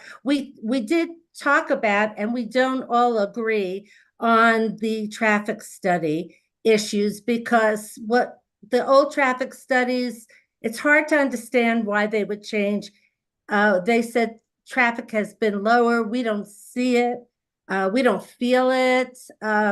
We think some things aren't being counted, but I'll just leave that there, because and my understanding last time from the previous engineering department was that if we had a wall, we would have some options. There is a lot of dispute in the within the group about whether we really want a giant wall. And I think the consensus, and I can't really speak to everyone, is that nobody wants a great big wall, but we do want something for fencing and security and privacy. And I don't think it'll impede the movement of people, but we must protect our children. We have a school, housing across the street, a church, and we think there's going to be a lot of traffic. We don't think people are going to think of it as an evacuation route. I love Ryan to pieces. We have agreed to disagree on a few things. He did a great job last night. We stressed the absolute need for that roundabout, which I think Ryan can see that is something, and some kind of fencing for privacy, security, and safety. I think the people did emphasize, and I emphasized that the ask is small relative to the entire project cost. And also, since we're the ones that are going to bear the biggest personal ongoing brunt, including construction, that we really deserve these considerations. And I think the city took that to heart, and we were all heartened, I have to say that. So that's what I wanted to report. I think Ryan's great. He's doing a great job, and I appreciate his openness, and I love the fact that we can agree to disagree. Thank you. Thank you, Meryl. It's nice to hear from you. Thanks for popping on tonight. So, any others here this evening for a discussion on Southbridge? Comments on Southbridge? Okay. Thank you, Ryan. We appreciate your time this evening and your time last night. Thank you very much. Important. And you didn't hear us, but during our work session this morning, we were complimenting how much outreach you do and how well you do it. And we really appreciate it. Well, Yeah. well, thank you very much. Yeah. Thanks for your time. Take care. I thought they were talking about me. No, we weren't. Okay. Okay, we are gonna move on to item number 19. This is planning file 09-24, major site and architectural plan. This is for lot 10C in Glenwood Meadows.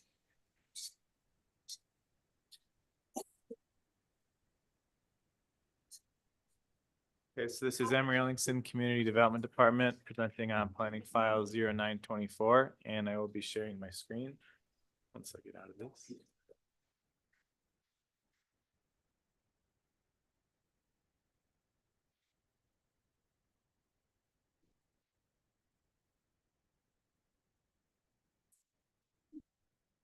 Need help? Not yet. Good. Let's see.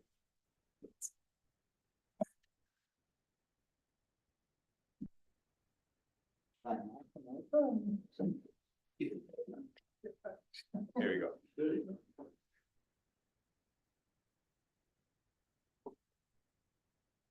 Okay, so the planning file 0924 is a major site and architectural plan for a hotel. The reason it has come to city council is because it's over 30,000 square feet. It's located in Glenwood Meadows on a vacant parcel. It's proposed is a 96,000 square foot hotel, 4 stories and 150 rooms. Okay, so there's only one action item tonight. This was recommended for approval by Planning and Zoning Commission unanimously 7-0. During the Planning and Zoning Commission meeting, they also heard 2 variances.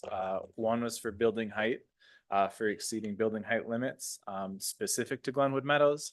That passed 7-0 by Planning and Zoning Commission. They also passed a second variance, which was for illumination levels, so for lighting. And that passed 5-2. So the minutes were included in your packet. And so again, there's one item, consider approval of the site and architectural plan.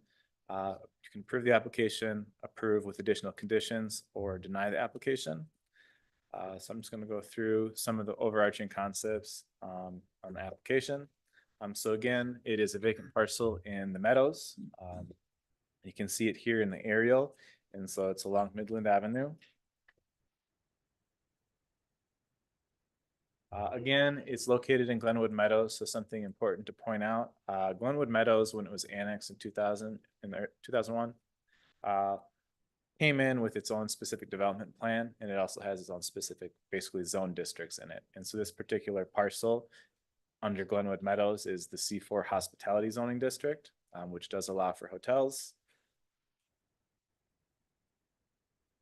Again, this is just another map of the area with parcel called out here. And then also too, it still retains the city of Glenwood Springs zoning district, which is RE Resort, which also allows hotels. And so here you can see the neighboring zoning districts and uses called out. Again, this is Midland and Meadows near that intersection. Here are a couple photos of the site as they are today. So you can see it is a vacant parcel. These 2 neighboring hotels are south on that larger piece of land, section of Glenwood Meadows. These were both approved in 2008. They also were approved variances for building height. Again, facing north. This is Meadows Drive, so the hotel would be to the right. There is a portion of the Midland Trail that does go through the property. There is an existing easement, so the trail would not be affected by this. So again, this is an elevation showing general concept of what it would look like. The brand is Home to Suites by Hilton. Can let the applicant talk a little more about what that brand is. Part of the application, so this property currently exists as one property. The applicant has indicated that in the future they would like to subdivide it. A minor subdivision is an administrative decision, so it's not a focus of the city council decision here. This application was reviewed with that in mind, in that both parcels, if and when they would be created, would meet all requirements. So you can see how that is split there. Again, the approval of this plan would mean the whole thing is developed as shown in the plan. The restaurant applicant has indicated that they would like that to be a future restaurant. It would be, as shown in the plans, basically a build out seeded with native grasses. So there are 4 criteria for major site and architectural plan, which I will go through. One is consistency with general purpose and intent of the code. Again, hotel, it's a use that's allowed in the resort zoning district and within the C4 hospitality district in the Meadows. Consistency with dimensional design development standards code. So I pulled out a couple of them here. The site as a whole, and then also both parcels meet that. There is a aspect of landscaping, which I'll get to on another slide for street trees. And then another piece too is in Glenwood Meadows, a project is required to provide what's called community amenity space. And I'll point it out on another slide. The applicant would be doing a garden. It'd be privately owned, but open to the public. So again, consistency with any previously approved plat, PUD, or precedent land approval. That precedent land approval is the Glenwood Meadows Development Plan, which this plan conforms to. Again, this is just aerial to give you, you can see where the property boundary is for that trail. And then here is the existing easement, which has been recorded, and we'll go forward with the property. Application consistent with comprehensive plan. Picked out 3 comprehensive plan goals: retain role as commercial hub, support, retain, enhance, and expand the tourist market, and then also direct growth to areas where utilities and services can be provided efficiently. So this is one of the last vacant parcels in the Meadows, which has been in a state of build out over the last 20 years or so. Staff comments, engineering and public works and electric department. There is a potential for there to be charging stations at the hotel. So electric department wanted more information on that at time of final plans, if this were to be approved. And then engineering, there is a aspect of the property that carries over from the original development, which is not actually an easement, but it's basically reserves the right for engineering department to create an easement. That is a carryover. At one time, this parcel was called out to be a transit center for the Meadows, and then over time that has shifted to the west, where the RAFTA stop is. And then also from Public Works is the applicant had originally included, get a better picture, street trees. Here, I'll go back. Street trees, which is required in Glenwood Meadows. And per comments from Public Works, there is concern of water getting into meadows. And so those have been removed from the plan. So there's still screening back on the property, but it would be road, there'd still be a strip, and then the applicant would coordinate with Public Works for the ground cover, probably like a cobble. Then you'd have sidewalk, and then the site with its landscaping. So that's just a minor change for what was originally proposed. And then to date, no public comments have been received on the project. Had one person stop in community development office. They were just interested and went away with a copy of the site plan, but they didn't submit any comment. So again, Planning and Zoning Commission had recommended approval of the plan at their June 25th Planning and Zoning Commission meeting. And so again, those are the actions and the criteria. And then just as a reminder, there were conditions of approval which were included in your packet. I'm happy to explain any of those if you have questions on them. And then again, if you are moving for denial, you will need to come up with alternative motions and findings to the criteria that it's not consistent with those criteria. So that concludes the presentation. Okay. We'll go ahead and start with some questions for staff. Counselor Dunn. Thank you. Hey, Emery, real quick, could you summarize the lighting issue? Sure. Cost of variance. I will share my screen again just to show something. So I'm going to show. Okay. Second. So lighting districts, we have just like we have zoning districts, the city also has lighting districts. And the way those are determined refers back to zoning districts. And so here we go. So what I want to show you is in the Meadows. So in the Meadows, you have different city zoning districts, and that translates to different lighting districts. So the resort zoning district is in lighting district 2. If you go across the street to the M1 mixed use area, that's in lighting district 1. And so the applicant's lighting plan, and actually I have a copy here at the end, the applicant's lighting plan, which I'll show here, oops, right here, if you can see that. So that's blown up, and they're given basically photometric readings for the whole parking lot. And so the areas that are in yellow exceed the limits for lighting district 1. But if this property were located in the areas in yellow exceed the illumination limits for lighting district 2. Got it. If they were in lighting district 1, all those yellow areas would be within the limits. Then just those small areas in orange, those areas exceed the maximum cap in lighting district 1. And so the condition of approval for the variance was that the applicant revise specifically those orange areas to be beneath the maximum for lighting district 1. So basically the variance was approved saying this site in context of surrounding area can adhere to the lighting district standards for lighting district 1 instead of 2. Because it's right across the street, basically. Not so much that part, that is part of it, is the context of it. It's a larger commercial site, Mm. but more recognizing that lighting districts are based on zoning districts, which for a lot of parts of town that makes sense. But in Glenwood Meadows, you have a lot of different things next to each other where perhaps, you know, if the Glenwood Meadows development plan had included its own lighting standards, they would have done that differently. Got it. Cool. And secondly, you did mention the existing hotels had a height variance as well? Correct. And that comes back to also, so here, this is just the elevation. Glenwood Meadows C4 Hospitality Zone District has a height limit of 45 feet. The city resort zoning district has a height limit of 60. So that's a discrepancy. Great. Yeah. If this property were located somewhere else in town, they would have been Better. beneath the Right. 60. Yeah. And then also too, another aspect of that is this is the only district in Glenwood Meadows that had a specific cap. A lot of them are more form-based. And so the same issue was triggered with the other hotels? Correct. Got it. Thank you. And is it a fair assessment that the elevation of this parcel is a little bit lower than some of the other parcels that had the variances for higher on the hillside? So actually go back to the site photos. This site, yeah, I mean, it slopes down. to Yeah. Midland. Think about it. As far as where the finished elevation would be compared to the hotels, maybe the applicant can provide more information on that. Okay. But the idea is, yeah, it Yeah. slopes away. Okay, So great. it would be lower. Continued questions for staff, Counselor Cap. Emery, thank you. On the lighting variance piece, again, looks like it was a split vote on P and Z. And from looking at the kind of the map on the lighting districts, it looks like the community center, and the hospitality lot was all in that lighting district. Yeah, too, I actually, think. can I bring up the lighting district map? That'd be helpful.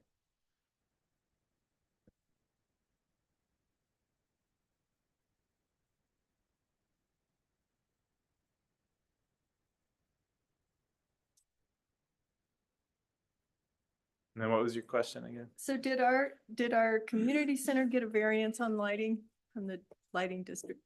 I do not know. You know, or did the Marriott property have a variance on lighting? The No. neighboring properties, so I went back and looked. They didn't receive one for lighting. However, our lighting standards were quite different when those came in.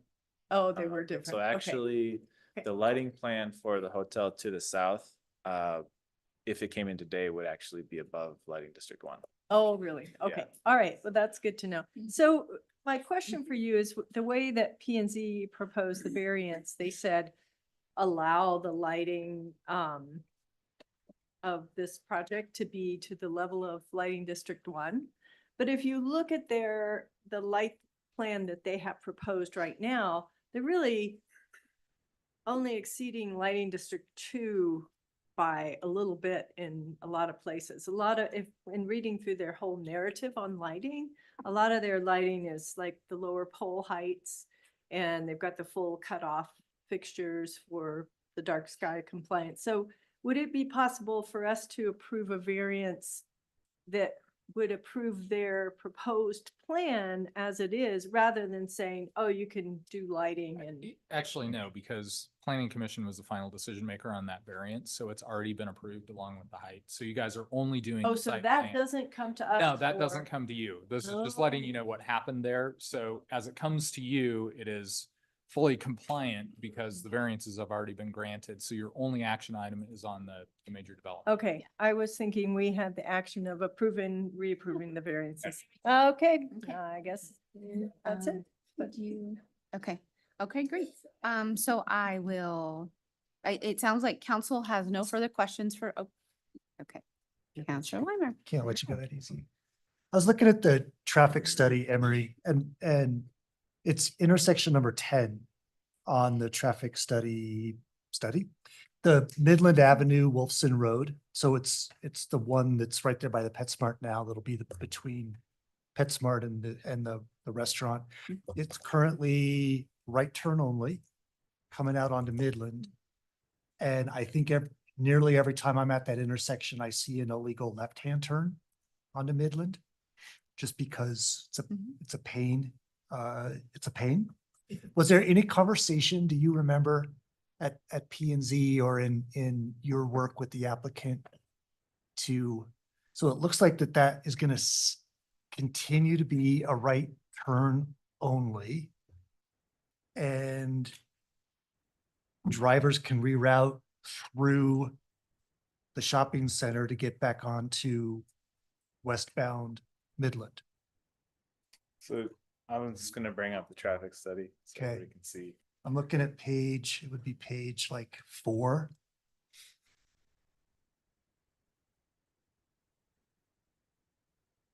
And I was just curious if there was discussion and if you feel confident in how that, because it's gonna see increased usage and volume, that if you feel good about how we're managing the traffic there at that particular point.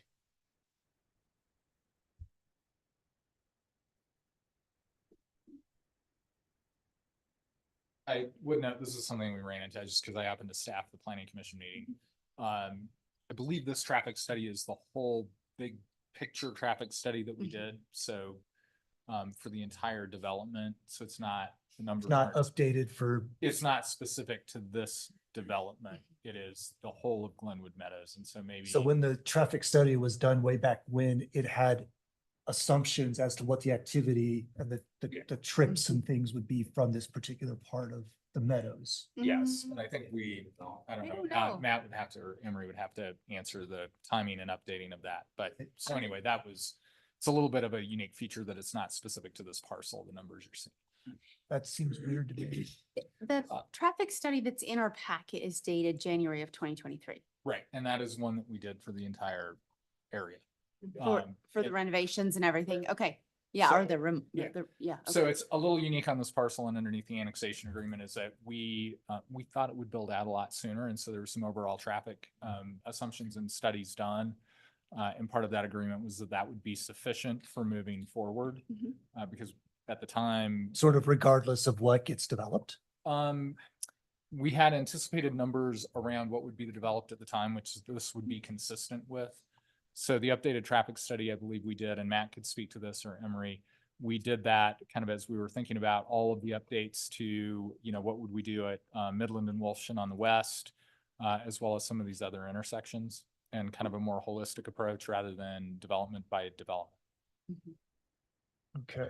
Sure, and just to bring up the map, so here was the intersection you're talking about, number 10. Yes, sir. And so on the previous page, like you were describing, so number 11, a recommended. Number So, 10. yeah, number 10, a recommended improvement would be exactly what you're saying, is like when you come out of there, considering in the future not allowing that left-hand turn. And so that is a recommendation of the traffic study. Now, how it relates to this, a lot of these too are things also for the city to consider. This wouldn't necessarily be, again, because like Carl was describing, these were all based on these parcels building out, and this area was identified as hospitality, as hotel from the start. And then just the other thing to point out is the two other ones, number 8 and number 9, were ones with no improvements needing to be updated.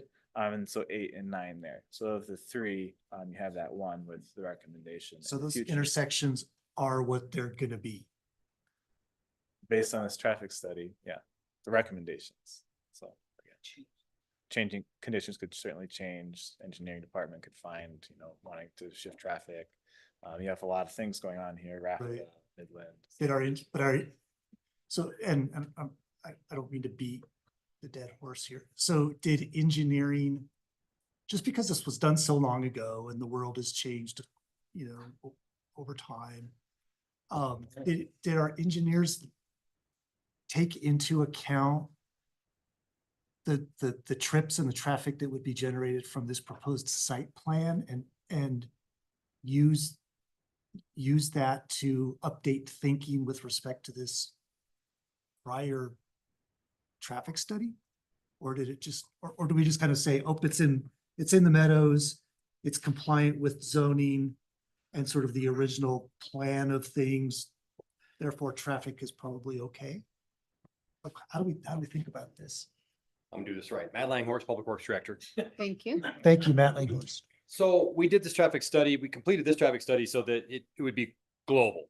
Okay. That's what the original traffic study was when we came in 1995 or whenever this project started.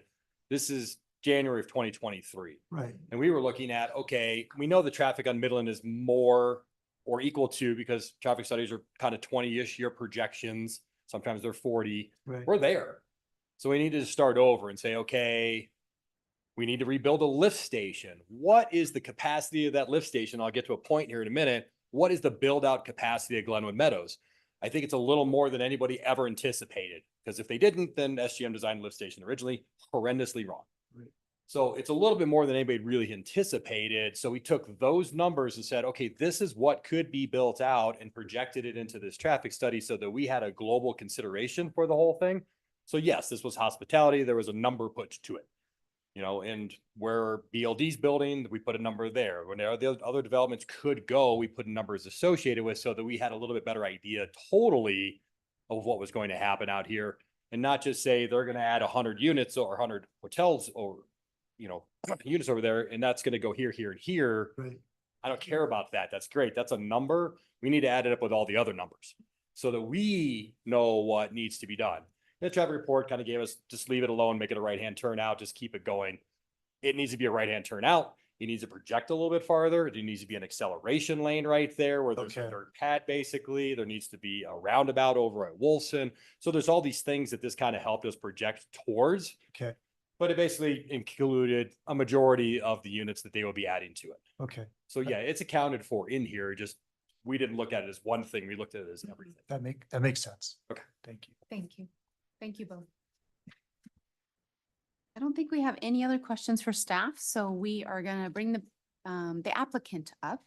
If you want to give us a little narrative, answer any questions.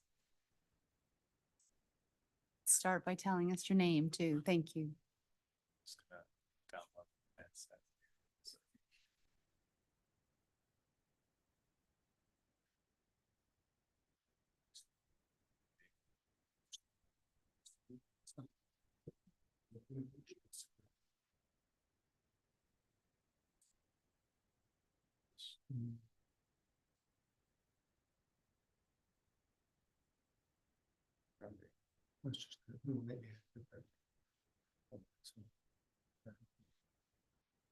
Oh, okay.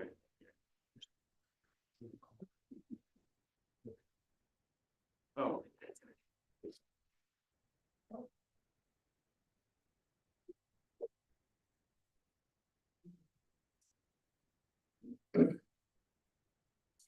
If you can, once you guys are all set, if you can tell us your name, the organization you're with, and if you do live in city limits, which I'm gonna guess you don't. Well, good evening then. My name is Dave Drescher. I'm with LK Architecture out of Wichita, Kansas. And I'm here with Mark Lionberger with Glenwood H2S LLC out of Denver. Emery covered quite a bit of the information that this project entails. But my point, or my part here, is to just kind of go over the finer points from an architectural and what it would mean to neighboring or the community point of view. And then I'm answering the questions like you said. The home-to model is a mid-scale extended stay solution for the tech-savvy, value-oriented traveler. This is what as you can see on your screen, this is what a home-to looks like. You've probably seen going up around the country, and we plan to bring one here. The home-to hotel we propose to bring to Glenwood Springs is a prototypical 4-story building with a greater than prototypical guest room count of 150. The 150 rooms will be comprised of studio and double queen, as well as like 1-bedroom and 2-bedroom suites. The amenity offered at this hotel will be pool and tub, which are, a lot of these are all prototypical. There's a meeting room that is planned for this hotel as well, which is an add-on, but it's not a typical thing at these, but we're planning one here as well for, you know, families or organizations to reserve in advance. We'll also have a barbecue area next to the pool. There'll be an exercise room and nice spacious dining areas for breakfast, both interior and exterior, depending on the weather, as well as a guest laundry facility. The hotel site will have 172 parking stalls with 6 accessible stalls, and initially there will be 12 EV charging stations with the potential to expand to another 8. The site will be softened with landscaping like plants and trees and ground covering like Emery was showing there in some of his presentation to meet both the city and Glenwood Meadows requirements. The guests can expect to arrive at a porte cochere where they can check in and drop off bags. And there'll also be a pet relief area on site.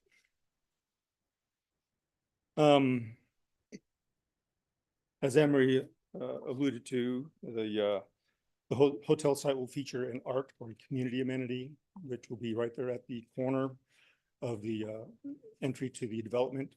That will be nicely located for both those that are traversing on the trail system, also for access from the hotel site proper.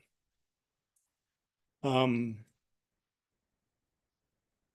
greater site will also include this pad-ready parcel for a future restaurant.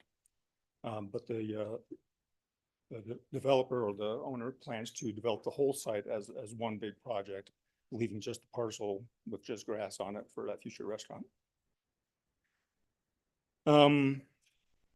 So in conclusion, Glenwood, H2S, and LK Architecture believe this will be a great project for the community that will add another nice place for business or vacationing travelers to rest as they stay or play or just pass through. And we are excited to bring it to the city of Glenwood Springs. Thank you. Thank you so much. Any questions for the applicant? Answered mine. Okay, great. That's great. Thank you so much. We'll go ahead and you're welcome to sit back down. We're going to take some public comment. Let's do public comment and then we'll ask questions for staff. Is anyone here this evening for some public comment on this project? Anyone online? I don't think Lee is here. Lee, thank you.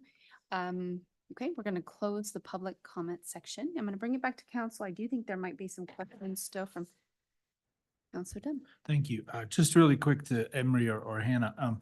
Do we know how many hotel rooms we lost due to the conversion program we have? Just in reference, I'm just curious. And Marco, Councilor Dunn is referring to the conversion of some of our hotel rooms into long-term affordable housing or housing. Yeah, Thank so you. far we've had 2 projects access that conversion and they were smaller hotels, about 80 units apiece. 160. Okay. So that was Caravan and Roadway in West Glenwood, those 2? Okay. thank you. 160. Okay, thank Okay, you. Great, thank you. Okay, I'm gonna go ahead and I'll look for a motion. Councilor Dunn. Thank you, Madam Mayor. If I may, in planning file 0924, major site and architectural plan.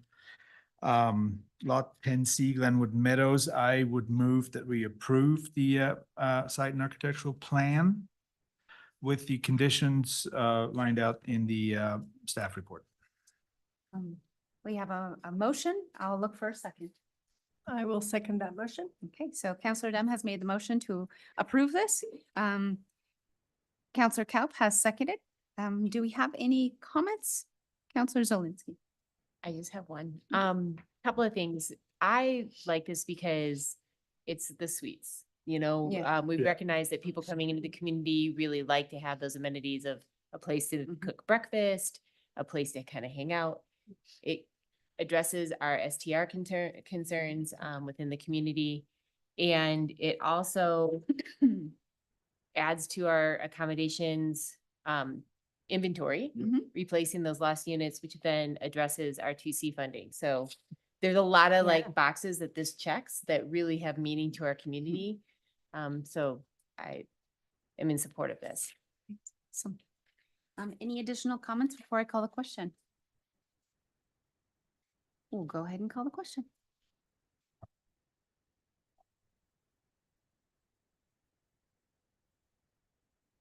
It's unanimous. It passes.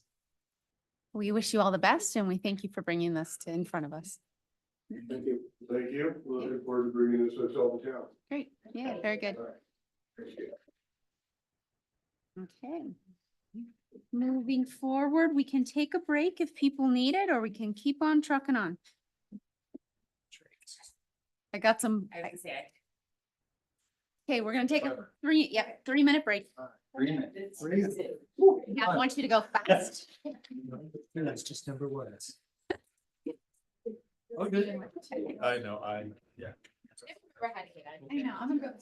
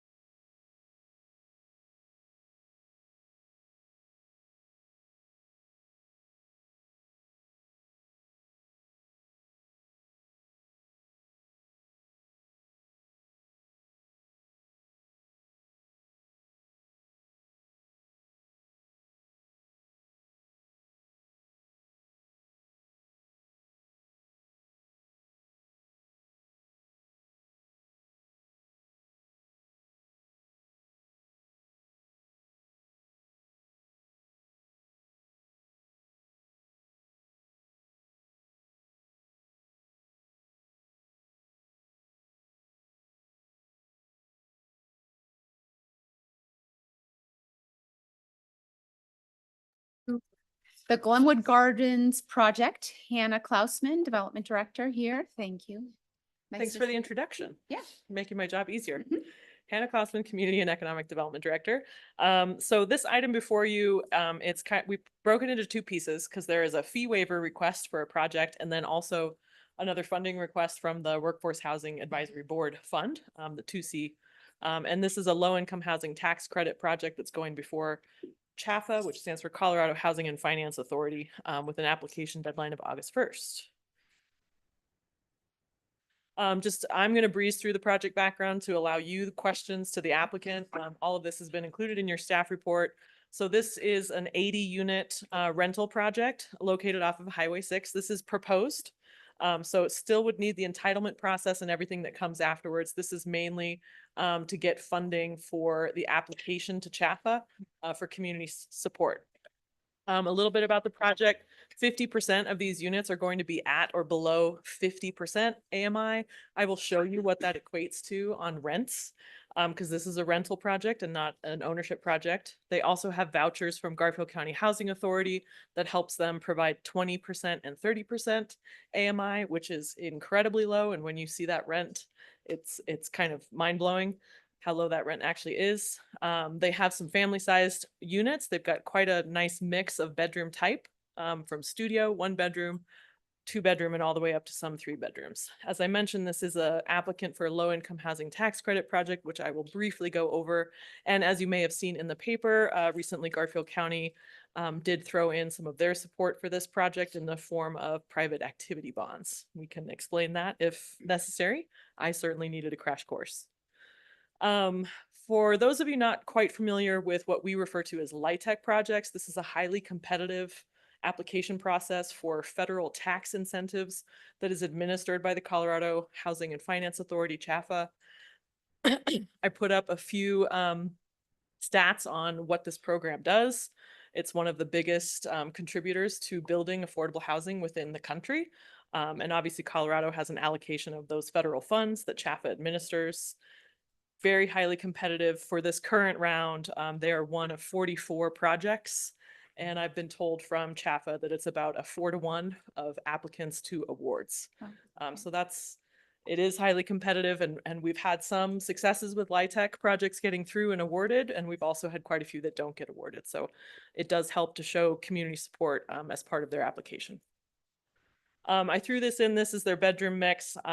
If you want to know exactly how many units and what type they are, as I mentioned, they go from studio, 1 bedroom, 2 bedroom, and all the way up to 3 3-bedroom units. And that was their attempt at providing some of the family size that council and the community has indicated that they want in some of the mixes, and we haven't been getting necessarily in other projects.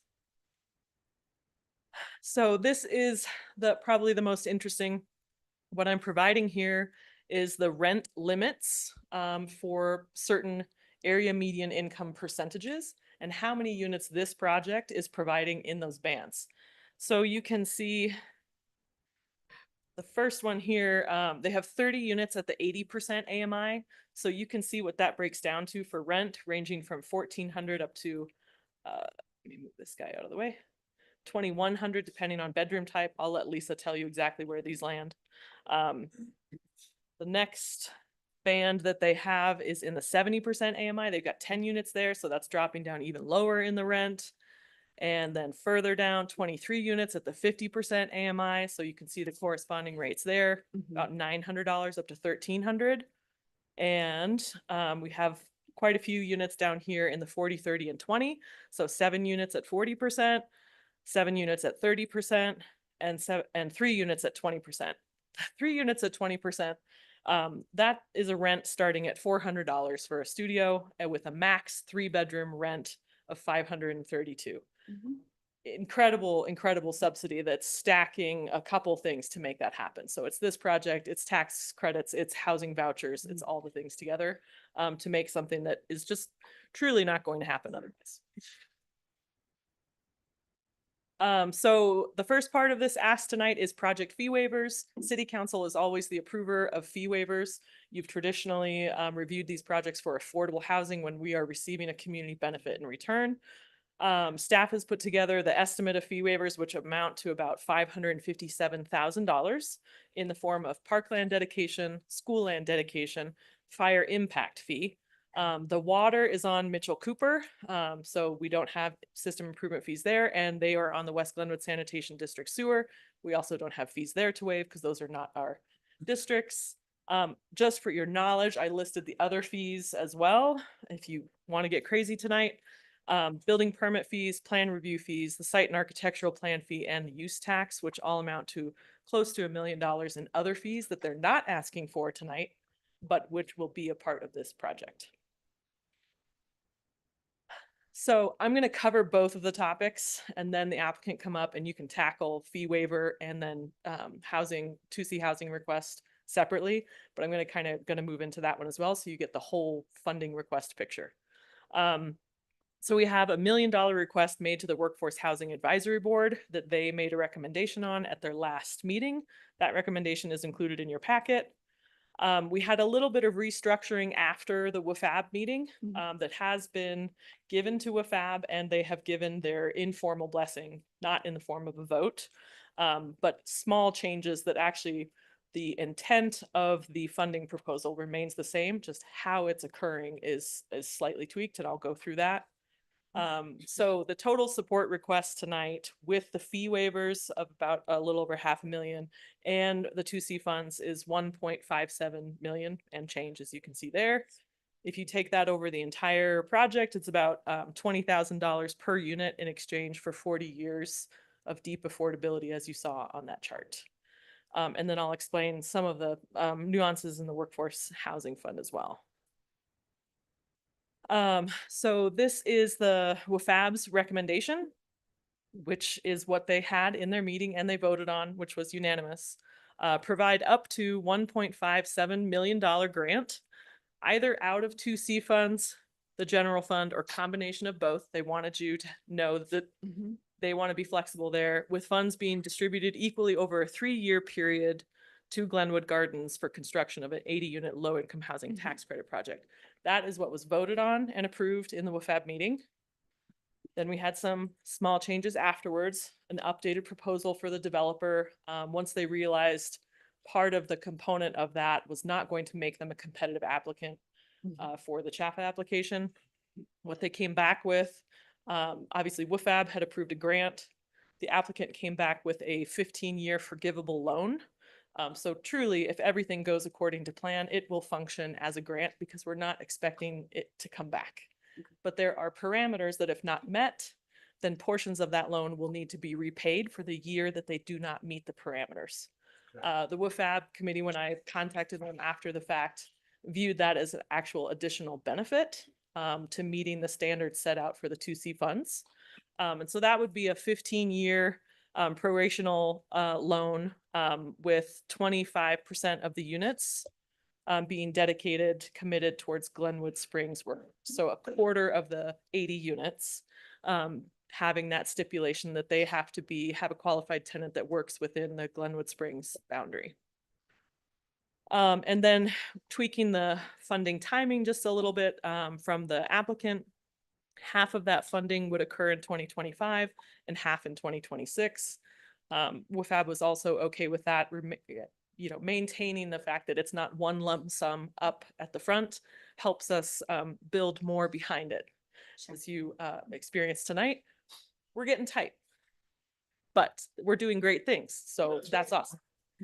So WFAB has reviewed the revised proposal and is okay moving that forward, even though they recommended something slightly different. I have some forgivable loan scenarios. If you have questions on that, I don't think I need to go through them. But if you have questions, I will present them. So your 2 action items tonight, we have the fee waiver request for system improvement fees, just over $500,000, and also the WFAB funding recommendation of up to 1.57, which, to be very, very clear, that 1.57 is to include the fee waiver request. They wanted to include it in the total. Wait, what? So it's just 1.57. The total ask is 1.57, where the fee waiver funding comes from, and the other is the flexible thing. Since I messed up the last one, I wanted to get that very clear. And that is the end of my presentation. The applicant is here with a small presentation as well to give you a better description of the project, and then I will stick around for your questions. Perfect. Do we have any questions for staff before the applicant comes up? Counselor Dunn? Thank you. Hannah, couple of questions. 40-year sunset, no perpetuity?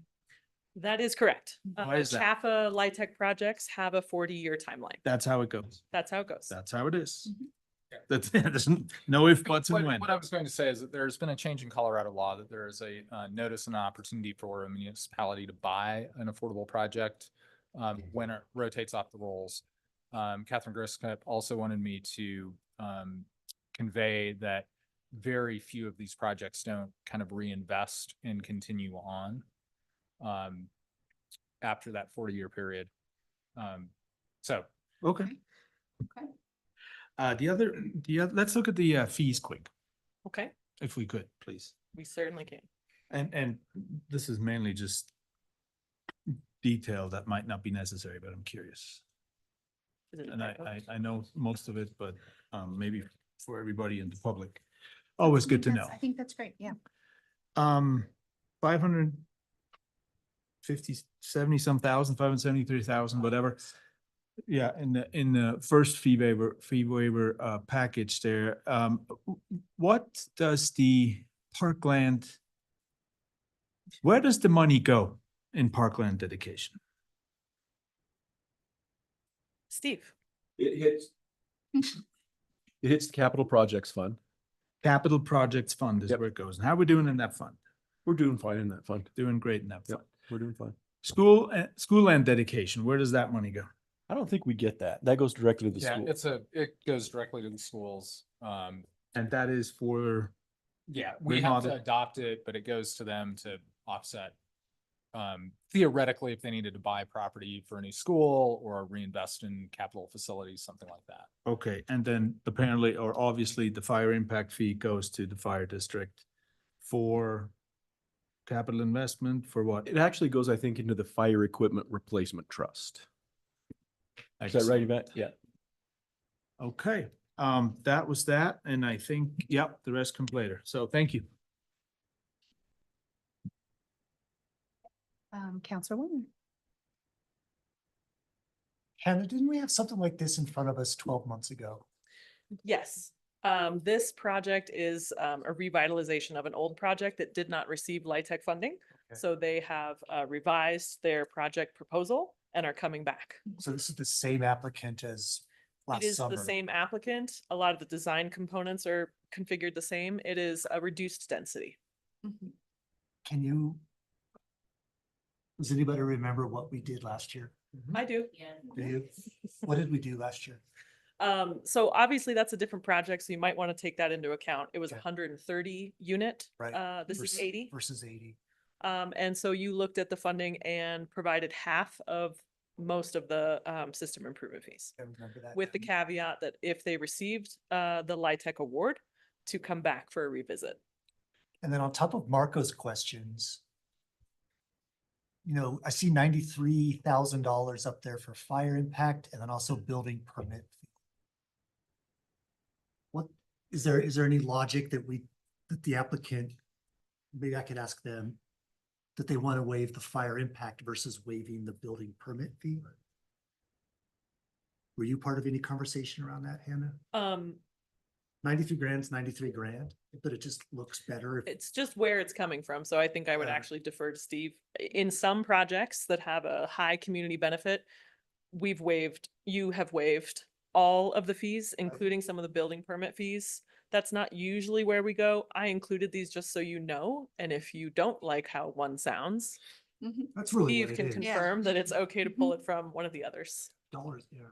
Money's money. It's just what's labeled next to it. Building permit fee, I believe, is general. fund. General fund. Yeah, that's the difference. Fire equipment replacement versus general fund. Thank you, Hannah. Counselor Zelinski? Thank you. So can you remind me again, I didn't catch it on the slide.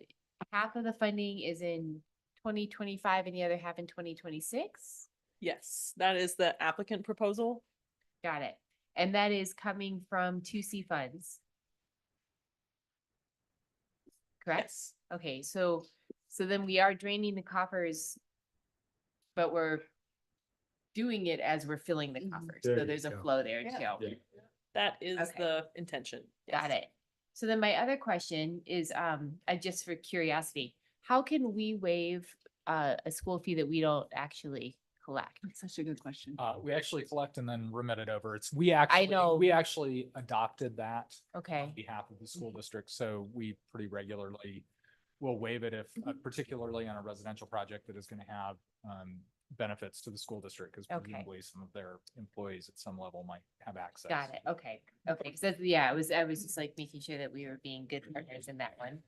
And then, so I see, and this might already be in there, there's the 40-year like report of eligibility. That is that managed by the county? Is that managed by? It actually, lovely enough, is not managed by any of the jurisdictions. That's CHAFA. Got it. So we just get a report to make sure that it's happening. Perfect. I think that's all I have. Counselor Schochter. Thank you. I'm wondering, perhaps Steve could help us. 1.57 is basically completed by workforce housing. Fee waivers put a burden on us forever. What latitude do we have for rerouting that money so that the fee waivers, while they might be granted for applicants' purpose, are really funded through workforce housing in the long run? How do we do that if we want to? Yeah, no, we frequently do that, either with a grant or a backfill of some kind. So essentially what we would do is waive the fees and then, for lack of a better description, apply for a grant from WFAB money to backfill those fees. Does that make sense? They've already approved it, so there's really no application or anything, but that's what we would probably do. And is the fact that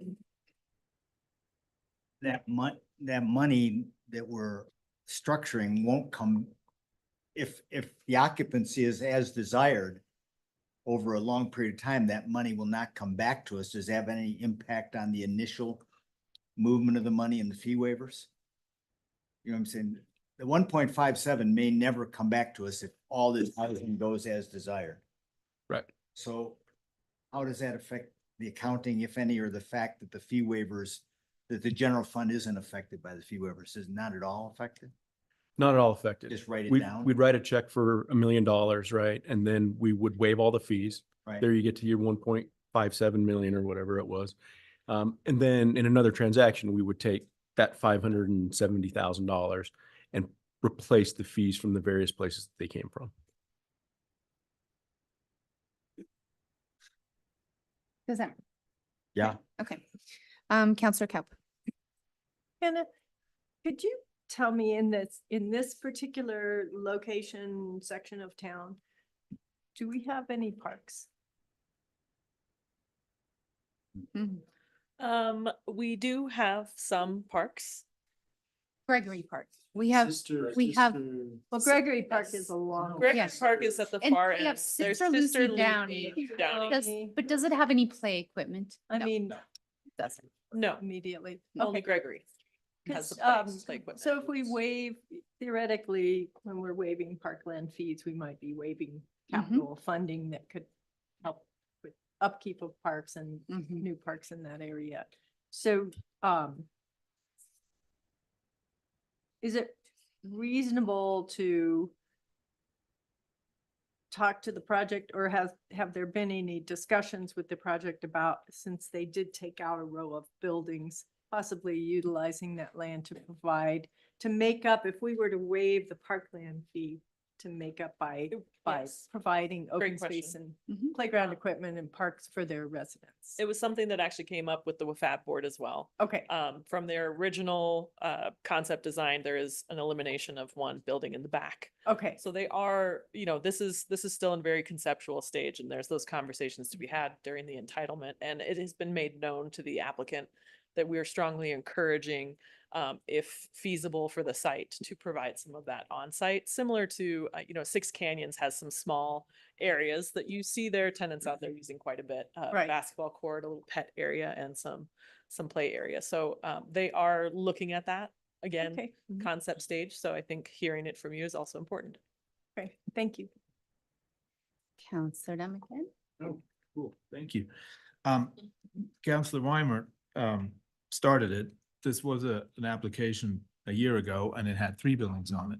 Did the applicant indicate at all that they might want to build the 3rd one at some point further down the road? I'm actually going to defer that to Lisa, Okay. and she can give you a background on why that happened, and why that's actually what they want to go for now. Okay, excellent. Okay. Thank you. Counselor Schachter? You can go. Just questions, perhaps either to Hannah or Carl regarding the revised requirement.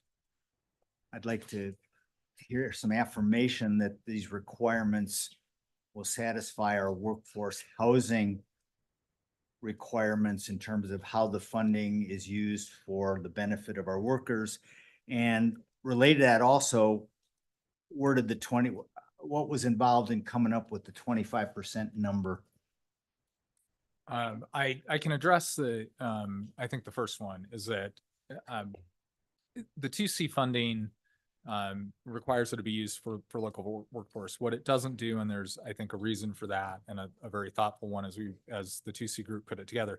There isn't a if you spend $1, it has to be forever, or it has to be on a particular kind of thing. We just have to meet that goal that it is going towards workforce housing for Glenwood employees, which this does meet that.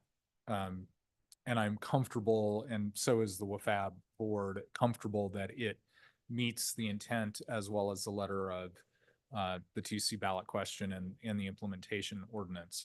As far as the 25%, I think that's probably something for the applicant to speak to. I will tell you, and I have to say, their general counsel for the company has been fantastic to work with from my standpoint, and we've had a lot of great collaborative conversations about finding potentially this solution to give you guys the choice to decide if you want to try to do something like this, while honoring the fact that CHAPA has been very clear that they will not, preferences are not competitive in their world. So we were trying to find another way to make sure if you guys were interested in these LIHTC projects that we could make them happen. So I just kind of wanted to say thank you for that. It's probably a good question for the applicant about the 20%. I will confess I was arguing for 50%, but that's because that's me. But we never came to an agreement. So this was the proposal. Counselor Schachter, are you all set? Yes, thank you. Okay. I want to run through some of the projects in West Glenwood, the high density affordable housing projects. And I won't hold you to memory, but I'm curious about the parkland dedication fee waivers that we've been providing, because I am concerned about the parklands. So I know that Six Canyons, we waive those fees, correct? No, I do not believe so. That was a market rate product with no affordable units. Then Post-Independent I pulled it from a Post-Independent article. It does look like we waived fees for a section of those. Yeah. I will have to Okay. reconfirm on that. It Okay. wasn't for affordability, so there might have been another Okay. measure. Yeah. If an applicant provides Mhm. parkland on site, like they actually commit land, which I'm guessing this is why Six Canyons parkland fees were reduced, Mhm. you get a balanced of, Okay. because our parkland requirements are based on the amount of parkland square footage per person, Mhm. actually. That's how we calculate it. So if they provide some of that square footage of parkland on their Mhm. site, they don't have to pay as much in fees. Okay. And we actually prefer in the development process, someone to give parkland than Mhm. give us money, because Mhm. as you know, land is king around here Mhm. and hard to find. Yep. Okay. Mountain View Flats. Mountain View Flats, you did approve fee waivers for that project when it was a LIHTC applicant. They were not awarded, and so no fees were waived for that project. It is a market rate with 8 units that are meeting our inclusionary zoning standards. So some were waived. I'm sorry. None were waived. No Were waived. parklands. It was Okay. only being waived if they got the award. Okay. They didn't get the award. It'd Okay. be similar to this. So Okay. they changed to a market rate Mhm. Thank you. product. Okay. And so they paid system improvement fees. Okay. And obviously, it would be up to our discretion whether or not we wanted to waive all of those fees and or how we would. Okay, great. Thank you. I see no further questions from council, so we'll have the applicant come up. Come on up. Thank you.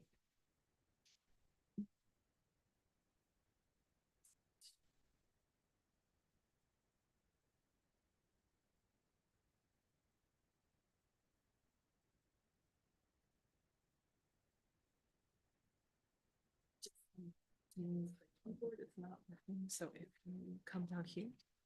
and just click that and go to the next one. Okay. So if you could just let us know your name, what organization you're with, and if you do live in the community. Lisa Sorensen, Cohen Esri Development Group, and I do not live in the community. Okay, thank you. So, thank you, Hannah. That was very comprehensive and very thorough. So I'm in the nature of everyone's time and it's late. There are some things I have in here that would repeat, but I am just going to go, over those things quickly. So, I do want to say thank you for having us on the agenda tonight. We appreciate your time and the consideration for these requests. This is the design. This is the same design that we had last year. Like Hannah said, we really tried to keep most of the concept is as similar as we could. One intention we are going to have with this is to try to make it as code compliant as possible without asking for variances. So that's a goal and intention at this point. So we do believe we can still keep those pitched roof lines without asking for a height variance. Again, we are still looking into it and confirming it though, but that would be our goal. Like Hannah said, one of the goals of this is to reduce the density from 131 units to 80, 39% reduction in density. Here's our site plan. So there was a building backup in this area. I think the question was asked, would we, have we considered building something else in that area? And we had conversations back and forth. We like to move them up the hill, down the hill, what's best. And with all in all, with people living there, we just considered the best outcome is to have it be open space. And so that's where we landed. So increase open space for resident enjoyment, design the space to be as active as possible. Yes, at the Workforce Housing Funding Committee, we did talk about the possible playground, maybe do a half-court basketball court, dog park, these sorts of things. We did learn that we might need to make a tiered retaining wall on this north side. So that might eat into that a little bit, but that's a fairly minor detail. So let's see here. What's that? Okay. This is, a lot of people are asking, what's the capitalization of this? Like, what are you, so we have tax, so we have federal tax credits, Hannah explained. We also have state tax credits. So the state of Colorado is also putting a significant investment into this. So I just put a high level sources and uses in here. You can kind of see, we try to get money from as many sources as we can. And this is where we came up with is the gap. And this whole discussion between the 2C funding and the fee waivers, as far as whatever is best for the city, we're asking for the 1.57, and whether it's the fee waivers or the 2C funding, we're trying to be as flexible as possible, is put that in your court to determine how it's best to fund. What Hannah mentioned it, and I just really do want to emphasize it. In it, you might think in a $46 million budget, how does 1.5 make or break you? And it does. It does. This gap funding, one of the project when we presented to CHAFA last year at 131 units, it was very well received. Had very positive comments. The two reasons we didn't get awarded was one, it was just an extremely competitive round and there's just limited resources.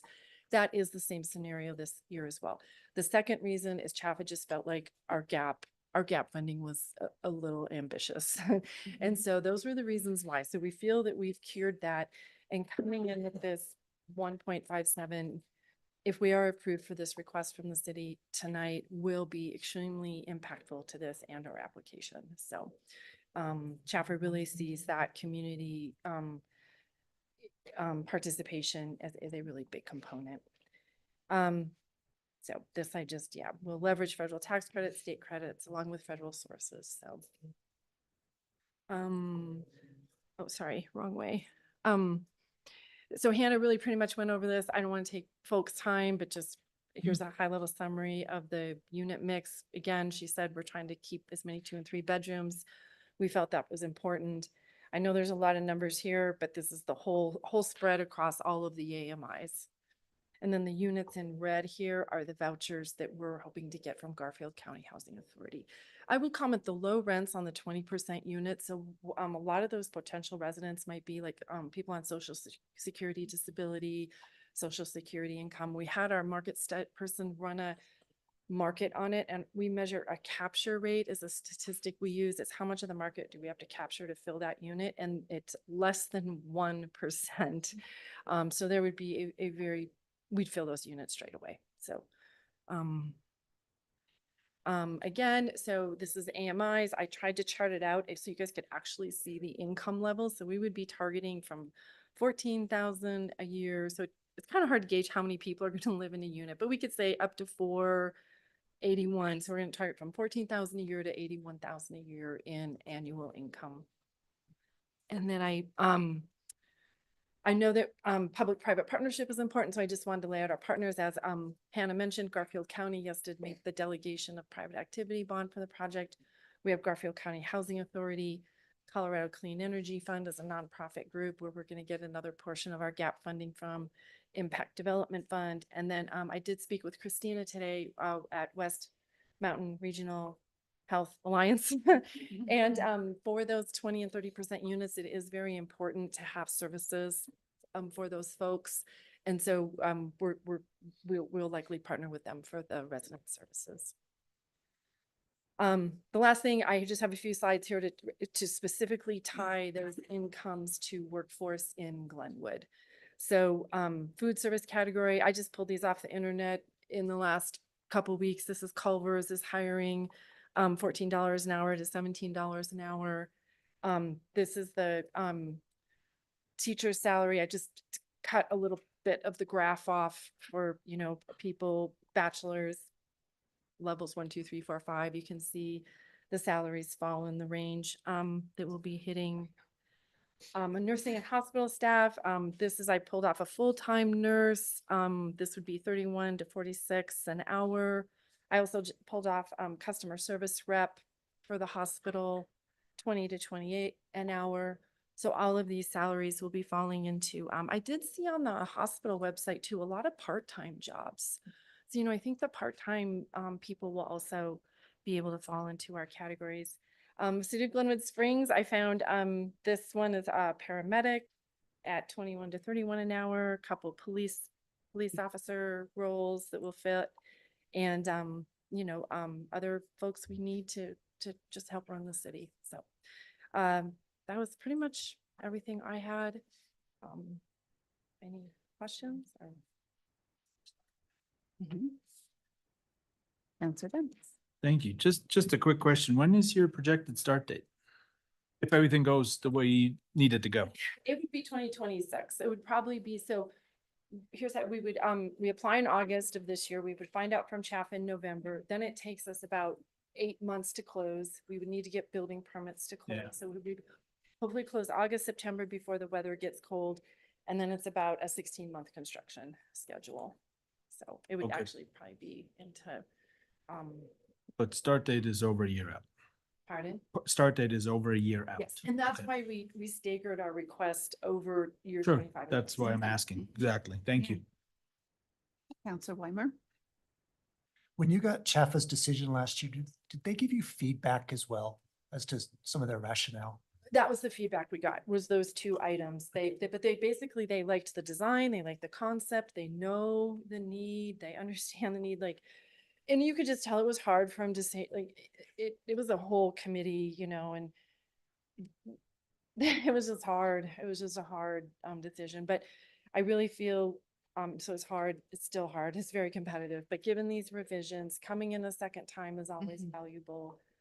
Do they give you more weight coming in, knowing that this is your second at bat? Documented anywhere, so no, I have to say no to Right. that, but I think it's meaningful. It's like, yeah, they learned, they listened, they're coming back with a better, Yes, proposal. especially if you And listen to their comments and. yeah. Okay. Counselor Schechter. Well, this could be a question of both applicant and Carl. I'm a little confused about the flow of funds. So we have a fee waiver request for about $1 million, or for 557,000 approximately from the applicant. Then we have amended request for 1.57 from 2C. But I thought our total should be 1.57. How do we reconcile those two requests from both what we are granting and the 2C fund, again, back to reimbursement? It's a little confusing to me to see two requests that add up to more than 1.557. Let me see if I can help. It's 2C recommended 1.57 up to 1.57, combination of 2C funds and fee waivers at the discretion of council. Right. I think if you wanted to demonstrate the fee waivers as part of the applicant, say do, $1 million out of 2C as a loan, and the fee waivers, but then I think it's totally appropriate because it is in support of workforce housing in Glenwood Springs for those, for us essentially as a city to apply to 2C to backfill those fee waivers, because we would do that. I mean, that's essentially what we would be doing otherwise. I think that's really what we're talking about. However you want to do that. I think that it works, but it's 1.57 in total. Right. So mechanically, maybe I'm digging too deep. If we did what you say, we're gonna waive the fees as per applicant's request. We're going to go back to workforce housing, say, yeah, we're gonna use the whole 1.57. 5.7, part of which may reimburse our funds, because then how do we still structure the loan? The loan is still structured for the full amount? No, I think at that point, depending on what you do here, I will just structure the loan to match. Okay. Right. All right. So Thank you. that would be the difference. I'm sorry. I think the structure that we came up with, we can utilize that regardless of what the numbers are. Got it. But the number, so we're not approving both sets of requests without modifying the numbers. Right. Thank you. Okay. Counselor Zelinski. So does it support your case better when the municipality support comes in the form of fee waivers rather than grant funding? It has no bearing on our application, or it's really what you all prefer to do. Got it. I mean, you obviously know that. Yep, I mean, yep. as far as it has no bearing on our application or makes it more or less competitive, whether it's fee waivers or 2C funding. You can just go there and say the city of Glenwood Springs has committed their support to this summer fund. Yep. Excellent. And then this one is more about the nature of the housing and how it's managed.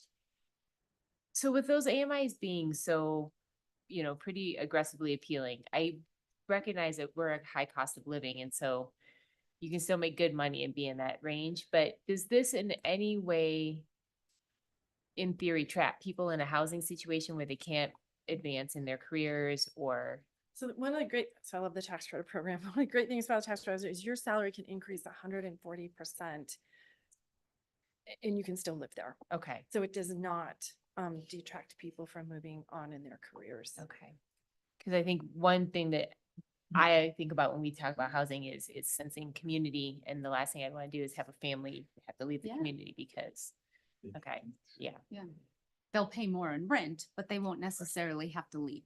No, the rents will stay those levels if it goes to 140%. Yeah. The rents will. Their rent, say that they got a huge raise, their rent will adjust accordingly to their new wage Yeah. based on this. Okay, thank you. That's what I was trying to clarify. Okay, great. Okay, any additional questions for applicant? Okay, we're gonna open up to public comment, see if there's anything. So, any public comment this evening on this fee waiver and funding request for Glenwood Gardens? No one in the public? Thank you for spotlighting that. No one online, so we will close public comment. We'll bring it back to council. Councilor Dunn. Madam Mayor, if I may, I'd like to make a motion in item 20 tonight, the fee waiver and funding request for Glenwood Gardens Low Income Housing Tax Credit Project. I understand there is A and B, but I'm going to morph them into one. And I would move that we approve $785,000 out of the 2C fund for year 2025 and $785,000 for out of 2C fund for the year 2026 without a fee waiver reduction. Okay, are there any requirements for the housing? Yeah, are you To in whatever accordance they proposed. Okay, With got the it. Thank you. 20% and everything included, absolutely. Of Okay, course. thank you. Tied to what they proposed. Okay, great. So we have a motion. Do I have a second? I got you lit up. I will second that, although so clarification. Are we waiving the fees and backfilling? No. with 2C No, funds? not at all. No. I think we should keep our city coffers full and use the 2C money over 2 years and pay the 1.57 in 2 payments of 785 as a forgivable loan. I should have added that in my motion. Mhm. Now, Okay. as Yep. per the. As per, That's yeah. my motion. Okay, I will second that motion. okay, great. So now I'm gonna go ahead and, oh, it looks like Counselor Zelinski has, okay, great. Okay, so big picture, I have a feeling there is going to be some general support for this. So I'm curious if we just want to start on one side and everyone kind of just say where they're at with it, which I don't usually do, but if you want to start, Sumner, we'll just kind of go the line. Fine with the motion and just want to clarify public record. This is not. Oh, can you turn it? Yeah, thank you. Thanks for catching that, Aaron. Okay, there we go. I'm fine with the motion and second as proposed, and again, clarifying that this is not the project approval. This is a commitment for funding for their attempt to Correct. get their tax credits. Great. Counselor Kemp. Okay, thanks for that clarification. I think that's important. The project will still go through our process for application and approval. I would just like to say, I don't want to split hairs over where we get the support for the project. I'm really glad to see the full 1.57 million come in to support this project. And I thank you for bringing the project back, even though it's the second round, and I hope there's success on it. I think this housing is so important to Glenwood Springs. I love to see the low-income housing tax credit projects come into our city, and it just diversifies our housing and helps stabilize our workforce. So I will support this. Thank you. Great. Counselor Weimer. Okay. I will just say my 2 thoughts then, and that is that I too will support this because it's coming from 2C. If it were the fee waivers, I'm not feeling comfortable, only because I know the cost to run the city. And when we add new residents to the city and we need all of the emergency services, the sidewalks, the parks, the water, we need to be able to continue running the city. And when we bring new residents in, there's a cost, it's a burden to our community in some ways and a benefit to others. And I'm not comfortable with our regular use of fee waivers, although I know that it's kind of an industry practice. So I'm grateful that 2C passed and we have these funds available. And I'm comfortable moving forward with this. I probably, had there not been a reduction in the number of units, I would not be supporting it. But I feel like your significant reduction, 40 units, is indication that you're listening to the concerns of our community. And our community is saying that density is troubling to them, and we need to find balance in how we sustainably grow. So I will be supporting this. However, I'm going to push like no other to get more parklands in West Glenwood. We continually and regularly increase the density and the population of West Glenwood, but we're not offsetting it with open spaces for our community members.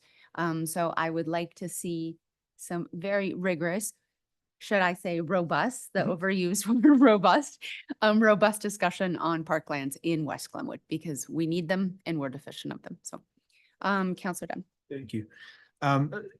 Many have said it, it's 2C money. This is a great project. This is, I think, exactly what we're looking for. And for me to move forward with this is the 20%. The 20% of Glenwood workforce is what or 25%, however, 20 units, whatever it is, sold it to me. So great project. Please come back, try again. If it doesn't work, I hope it does. And thank you for coming forward. Thank you. Okay. Counselor Zelinski, finish this up. Yeah, I concur with almost everything exactly that you said, Mayor Wusso. I very much liked the reduction. It's actually 60. It was a 140 and now it's down to 80. So it's 60 unit reduction. So Thank it's you. almost in half, which is, I think, much more appropriate. I like that open space in the back. I would, think that we can, as you continue to move forward, be really, I think, aware of like how important that would be to the community and recognize that we can, do whatever we can to support that, in the interest of that parkland. And then the fact that we're not waiving fees. I think that, the more I learn about a budget, the more sensitive I am to that. And so I feel incredibly grateful for the same thing that you said to the community. They prioritized our workforce and gave us the means to do it. And I've been pretty excited with the project. So I didn't anticipate getting to actually have opportunity to do this. So it's pretty cool. Pretty cool. Excellent. So with that, those nice closing remarks, I will call the question.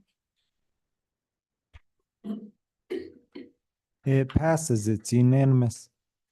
There's a theme tonight. Thank you so much. Thank you for the project. Hannah, thank you for all your work on this as well. And best of luck. Okay. Thank you. Thank you so much. Yeah. Okay, great. We're going to move on to item 21. I don't think we need to take a break if we want to. Yeah. Okay. Item 21, ordinance 2024-13, title 070 code amendments. Hannah Klausman, Community and Economic Development Director. Very nice to see you all this evening. Nice to see you. Okay. Let's see if I can get this. Perfect. So this is ordinance 2024-13, lucky number 13, amending Title 70, our development code. And so I provided you the background on why we are here tonight. April 23rd special election amended our city charter. And so in order to keep our code in compliance with those changes, staff went back and looked at the entire development code for 070 and made the necessary changes. As we're always looking and revising for spelling errors and small things that need clarification, we also threw in some staff proposed changes that are part of this tonight. So I've broken those out into 2 items. So there are those code changes that are directly related to the special election and the moratorium that you passed that allowed staff the time to review code and make the changes. So thank you for that. It did really help. And we're bringing that back to you tonight. And then the housekeeping items that we also have. Planning and Zoning Commission recommended approval unanimously of all of the code amendments proposed at their June 25th, 2024 meeting. So a little bit about the code amendments that are related to the city charter. The major amendments are happening in Title 7060, which is administration and procedures, which is truly how we implement the code and determine the process that a development proposal will go through. The changes to the code added necessary public hearings with city council approval based on unit count, as you're aware. So Planning and Zoning Commission previously had some more authority to make an approval. And then you guys came in at the 25 unit mark. And so those levels have been adjusted. So we've had to make the necessary changes to minor site arc plans as well as major site arc plans to line up with that. We also have the addition of a public vote for final annexation and vacation of right-of-way approvals. So that has been added as language to those 2 processes. We've exempted 3 and 4 multifamily unit projects from site architectural plan. I can get into the specifics of this, but truly The special election included anything over 4 units is now has more process and your final approval.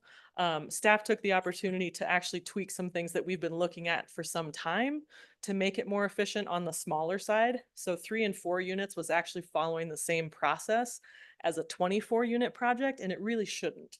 And so it was kind of encumbering staff in a way that was very clunky. So we took this opportunity to change that as well because the public voted on anything above 4. So this is in keeping with that trend. It doesn't change any of the criteria that is reviewed. It's just removing it from a little clunkier process that the larger projects go through. We also removed the call-up procedures for Planning and Zoning Commission with their blessing, I add. I thought that was going to be challenging, but they were very supportive of it. Also because with these new threshold changes of moving authority down, they're going to be reviewing and be a recommending body for a lot more projects. So we anticipate that Planning and Zoning Commission is going to be very busy along with staff in preparing for those extra moments. So they were not opposed because their call-up procedure was lessened so much that it really didn't have much of an impact. And on the call-up procedures, much like you can call up items from Planning and Zoning Commission, if you think it's more appropriate for you to make the decision, Planning and Zoning Commission was able to do that from a staff perspective. But previously it was up to 8 units that staff had authority over. Now that it's only up to 4, they did not see the necessity in keeping that call-up procedure, and also as a mechanism to take some of their workload away. That call-up procedure was fairly burdensome because it took managing 3 different deadlines at the same time to coordinate where an application was going to go. The second one is our development standards for common open space. Because we are proposing to exempt 3 and 4 multifamily units from the site and architectural plan process, part of being included in that process was a requirement for common open space. Staff feels that that still needs to be a requirement, so we had to make a tweak to make sure that they were still in the applicability, because taking them out of the site plan would have removed them. So a small change there. Any questions on these items that are charter amendment related? And if some comes up, we can always go back. Okay. So we will move on to errors and clarification housekeeping items, as we say. Zoning districts, 7020, clarifying the allowance of retaining walls to occur within setbacks with the caveat of the approval of the Public Works Director and City Engineer. This has been a practice that we've been doing and actually reviewing code definitions. It doesn't allow for it. So it makes sense. We threw in Public Works and City Engineer because they're the ones that review utilities and other setbacks that are necessary to accommodate infrastructure. So if they say that it's not possible, then the retaining wall will have to go somewhere else. But we've been operating in this manner, so it needed to be clarification. We're adding, this is connected to one of the lower changes, but some language needed to be added of per unit to single family detached categories to facilitate the change that I'm about to tell you about. This is an order of code. So 7030 in the use regulations, we're inserting language that clarifies that multiple primary permitted uses are allowed on one lot, and associated dimensional standards included for all of the zones starting in the RM2, RH, RT, M1, M2, M3, and CO. These are all zone districts that have a single family detached square footage requirement in their zoning lot standards. What this is doing, we've run into multiple occasions where a very large lot has the square footage required in code currently. That's not changing. Let's say a 10,000 square foot lot, and they want to put 2 standalone structures on it. They can't, because our single family definition and the fact that we don't allow multiple primary uses prevented us from being able to approve something that had the space but wanted a design that wasn't quite working. So this allows it basically for us to say, you want to propose 2 single family detached structures on this large lot that meets all other dimensions, all other criteria, common open space. We're allowing you to do that because we have had to turn people down. It would also allow for such things as cottage homes that aren't individually owned. Otherwise, the only mechanism to do that was a subdivision so that it went with the lot. So we are adding that. This also comes from DOLA's model code that came out of APA last year that I was a member of amending, and this was in there and I really liked it. And so I'm bringing it forward now. Also in the use regulations of 7030, to coincide with the marijuana retail hours that was approved last year, I believe, we just need to make it comply with ordinance 2023-06 that's extended the open hours to 10 p.m. We just need to change that language to match in our code. Very simple. 7070 rules of construction, some small changes to the definitions for multifamily and duplex to better align with construction design. This is very similar to the multiple primary uses. We weren't able to have there's so many yawns happening. So no, Sorry. I understand. I'm It's really catching. excited. It's catching down the line. Yeah. I need to be more I think I excited. started it. I'm sorry.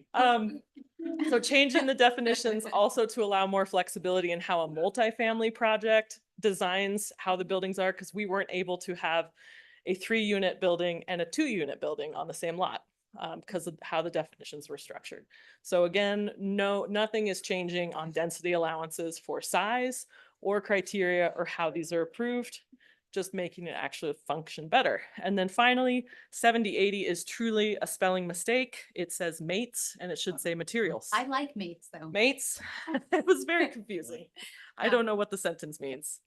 Okay, so review criteria for any code amendment is here. Staff gave you an analysis of all of these in the staff report.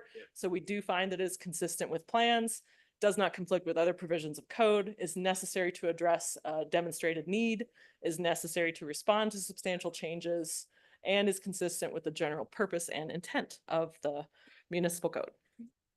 So we have a recommendation from Planning and Zoning Commission with the suggested findings in the staff report as well as listed here. I do have an alternate motion should you choose not to go with Planning and Zoning Commission's approval. And that is the end of my presentation in 5 minutes. Good job. Okay. Any questions for Hannah? Go through this stuff.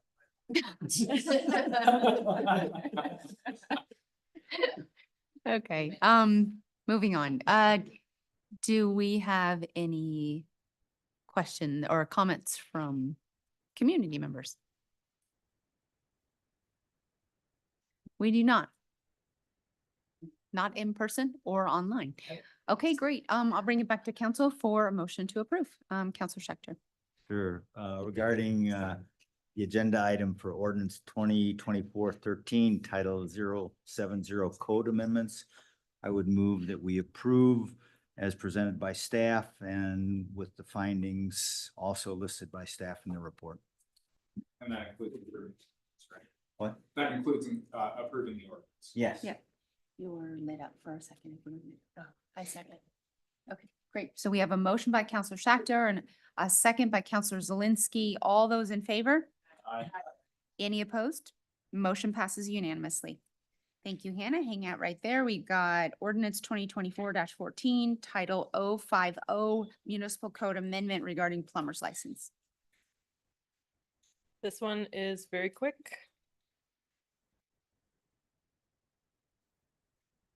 Where'd it go? Share. This is something in a different section of code that I don't usually touch, but this has been requested by my building department for some time. I think 2 years. This is a very small amendment to a contractor's license for a plumber. All of our other contractors' licenses are renewed on a very similar schedule, except for this one, and it is prorated. It's a $50 contractor's license that's prorated over a 2-year period. So we literally have the calculators that have to come out for people that pay $12.50 and then renew the next time. So we are matching it up with how all of our other contractors' license schedules work. Maintaining the price, a very simple change, but will help out staff in its application. And because the $50 over 2 years is so low, the impact to the contractor will be very minimal. And then once we get them on the actual schedule, it will make sense for everybody. Great, thank you. Do we have any questions for staff? Okay, do we have any comments from the public? Okay, I'll bring it back to council for a motion. Counselor Zelinski. I move that we approve ordinance 2024-14 title 050 municipal code amendment to the plumber's license on the recommendation of staff. I second the motion. Okay, we have a motion by Counselor Zelinski, a second by Counselor Kaup. All those in favor? Aye. Any opposed? Motion passes unanimously. We'll just have to let our city clerk know. Which I'm sure he's, yeah, we'll let him know about that one. We'll let him know about that one. We moved fast. Thank you. Welcome back. Oh. Yeah. I even have my head through the door You know. about 30 seconds. ago. Yeah. Okay, that concludes the, those type of items this evening. So we'll move on to our council comments. Item 24. Snow loads. What's in the snow? I don't have that. That must be another one, never mind. Yeah, I mean, Do we need to ask Sumner if he knows where he is? yeah. Okay, Yeah, right here. okay, cool. Very good. We're moving on to council comments. So light up your mics. Counselor Cope. Okay, I have a comment and I actually wrote it out so that I would kind of get it right, so bear with me. I'll try to read it quickly. In watching the development at Wolfshone on the hillside for BLD, a lot of comments from the community that they're just dismayed by the level of destruction and regrading of the whole hillside. So, and we've experienced mudslides in the area. I realize it's going to be landscape, or not landscape, but maybe at least seeded at some point. I don't know that that will really fix the visual. And my question is not whether or not this development meets our current code. I'm confident that it does. My question to council is this the type of regrading of hillsides and large slopes and embankments without terracing or significant landscaping that we want in our town? And also pedestrian experience. Walking up to there from Wolfshire Road is going to be horrific. So if council is willing, I would like to ask that staff could evaluate our code from a civil and site engineering standpoint and site planning, and just see what changes we could make to make sure that nothing of this scale ever happens again in the future. I think that the land that we have left in town is very limited, and a lot of it is on steep hillsides.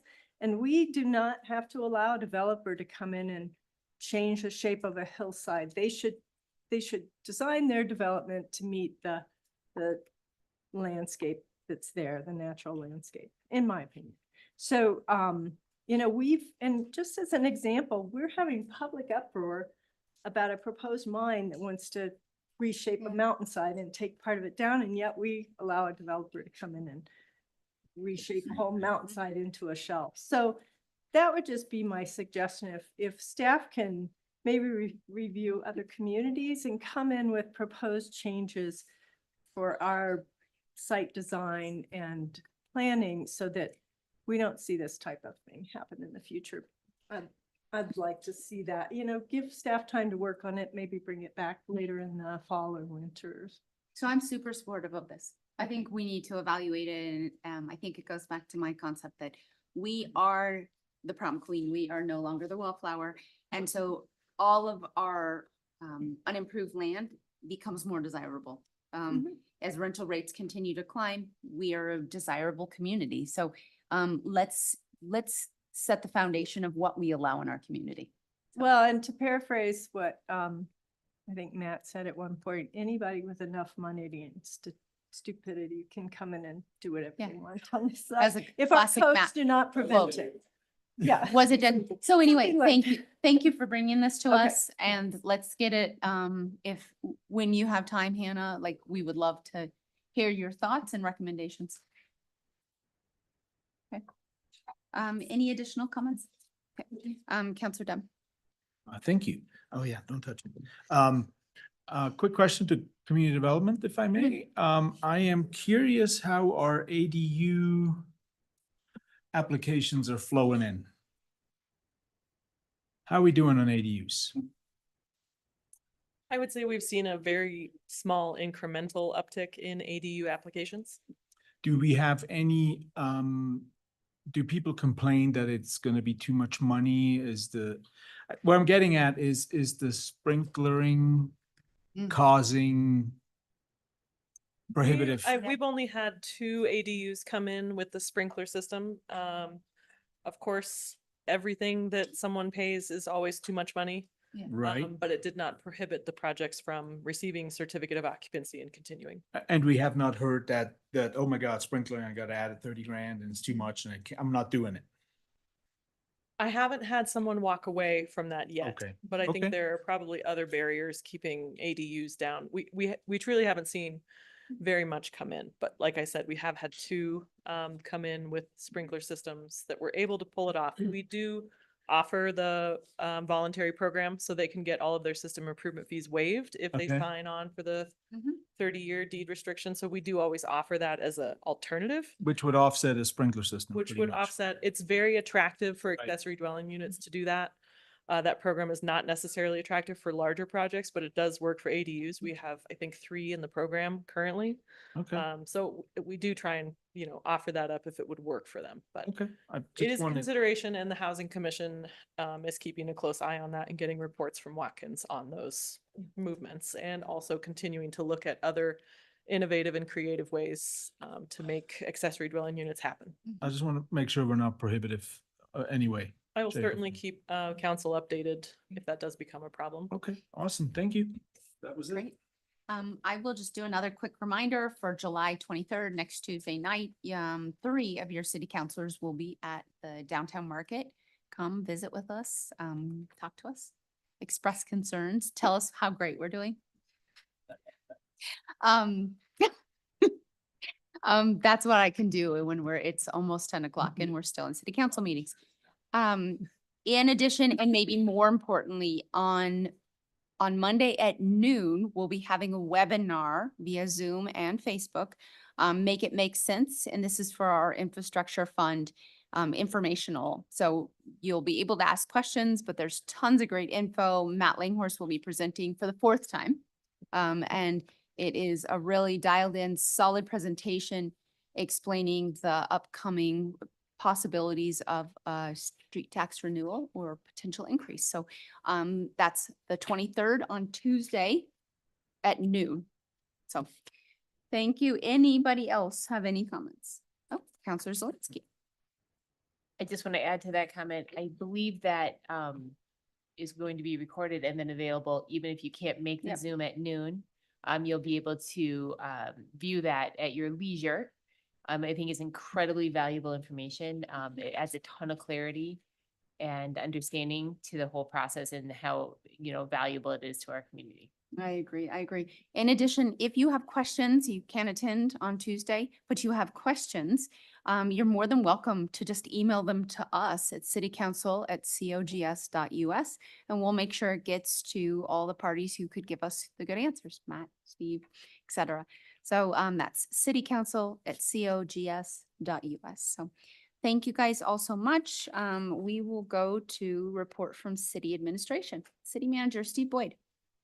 I think that I got everything taken care of throughout the course of the day, so I'm good. Great. Thank you. That's what happens when we've been meeting since 9 for most of the day. Okay, city attorney. 45 minutes. We should be out of here. No. No. No, 2 quick things. I know you had a very busy day. I sent out earlier today a memo regarding the Uinta rail line. I guess what I'm asking is if you would like us to proceed with engaging and filing an amicus brief in the Supreme Court. I also sent you an attorney's update, and part of that was I let you know that we're well within budget, so I think there's room to do that if you would like to. I think it mattered a lot in the Court of Appeals decision. I honestly don't know what's going to happen in the Supreme Court. It's been a little odd up there recently. But if you guys are okay with that, we'll proceed with putting the coalition back together and engaging council to do that. The estimate was about 40,000. About 40,000 is kind of the top end.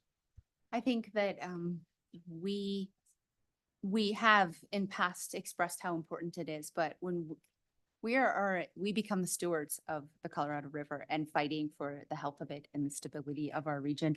But in addition, we can also help with the 40 million Americans who depend on the water from the Colorado River for their drinking water. So I am absolutely supportive of it. Okay, great. Thank you. Yep. The other one is I am technically on vacation next week. Obviously, I usually am available if you really need me. Richard is here in town all week, and you guys all know how to get a hold of him, I think, as well. So anyway, that's it. Okay, hope you're doing something fun. Yeah. Okay, great. Council social, oh, we don't have anything in correspondence. So, council social event location. Madam Mayor, given the time of day, I have a feeling we're not gonna go anywhere. No. That's just the feeling I have. Yeah, I'm not going anywhere. See, there we go. So I think we're gonna skip it tonight. The Giants yawn next to me. I think the yawns were the giveaway. Yeah. So Okay. I think we're good for the We're night. Thank you. skipping, yep. Okay, so I will look for a motion to adjourn. Great. Okay, all those in favor? Have a great night all. Thank you for those who watched the whole way. We did it. We did it.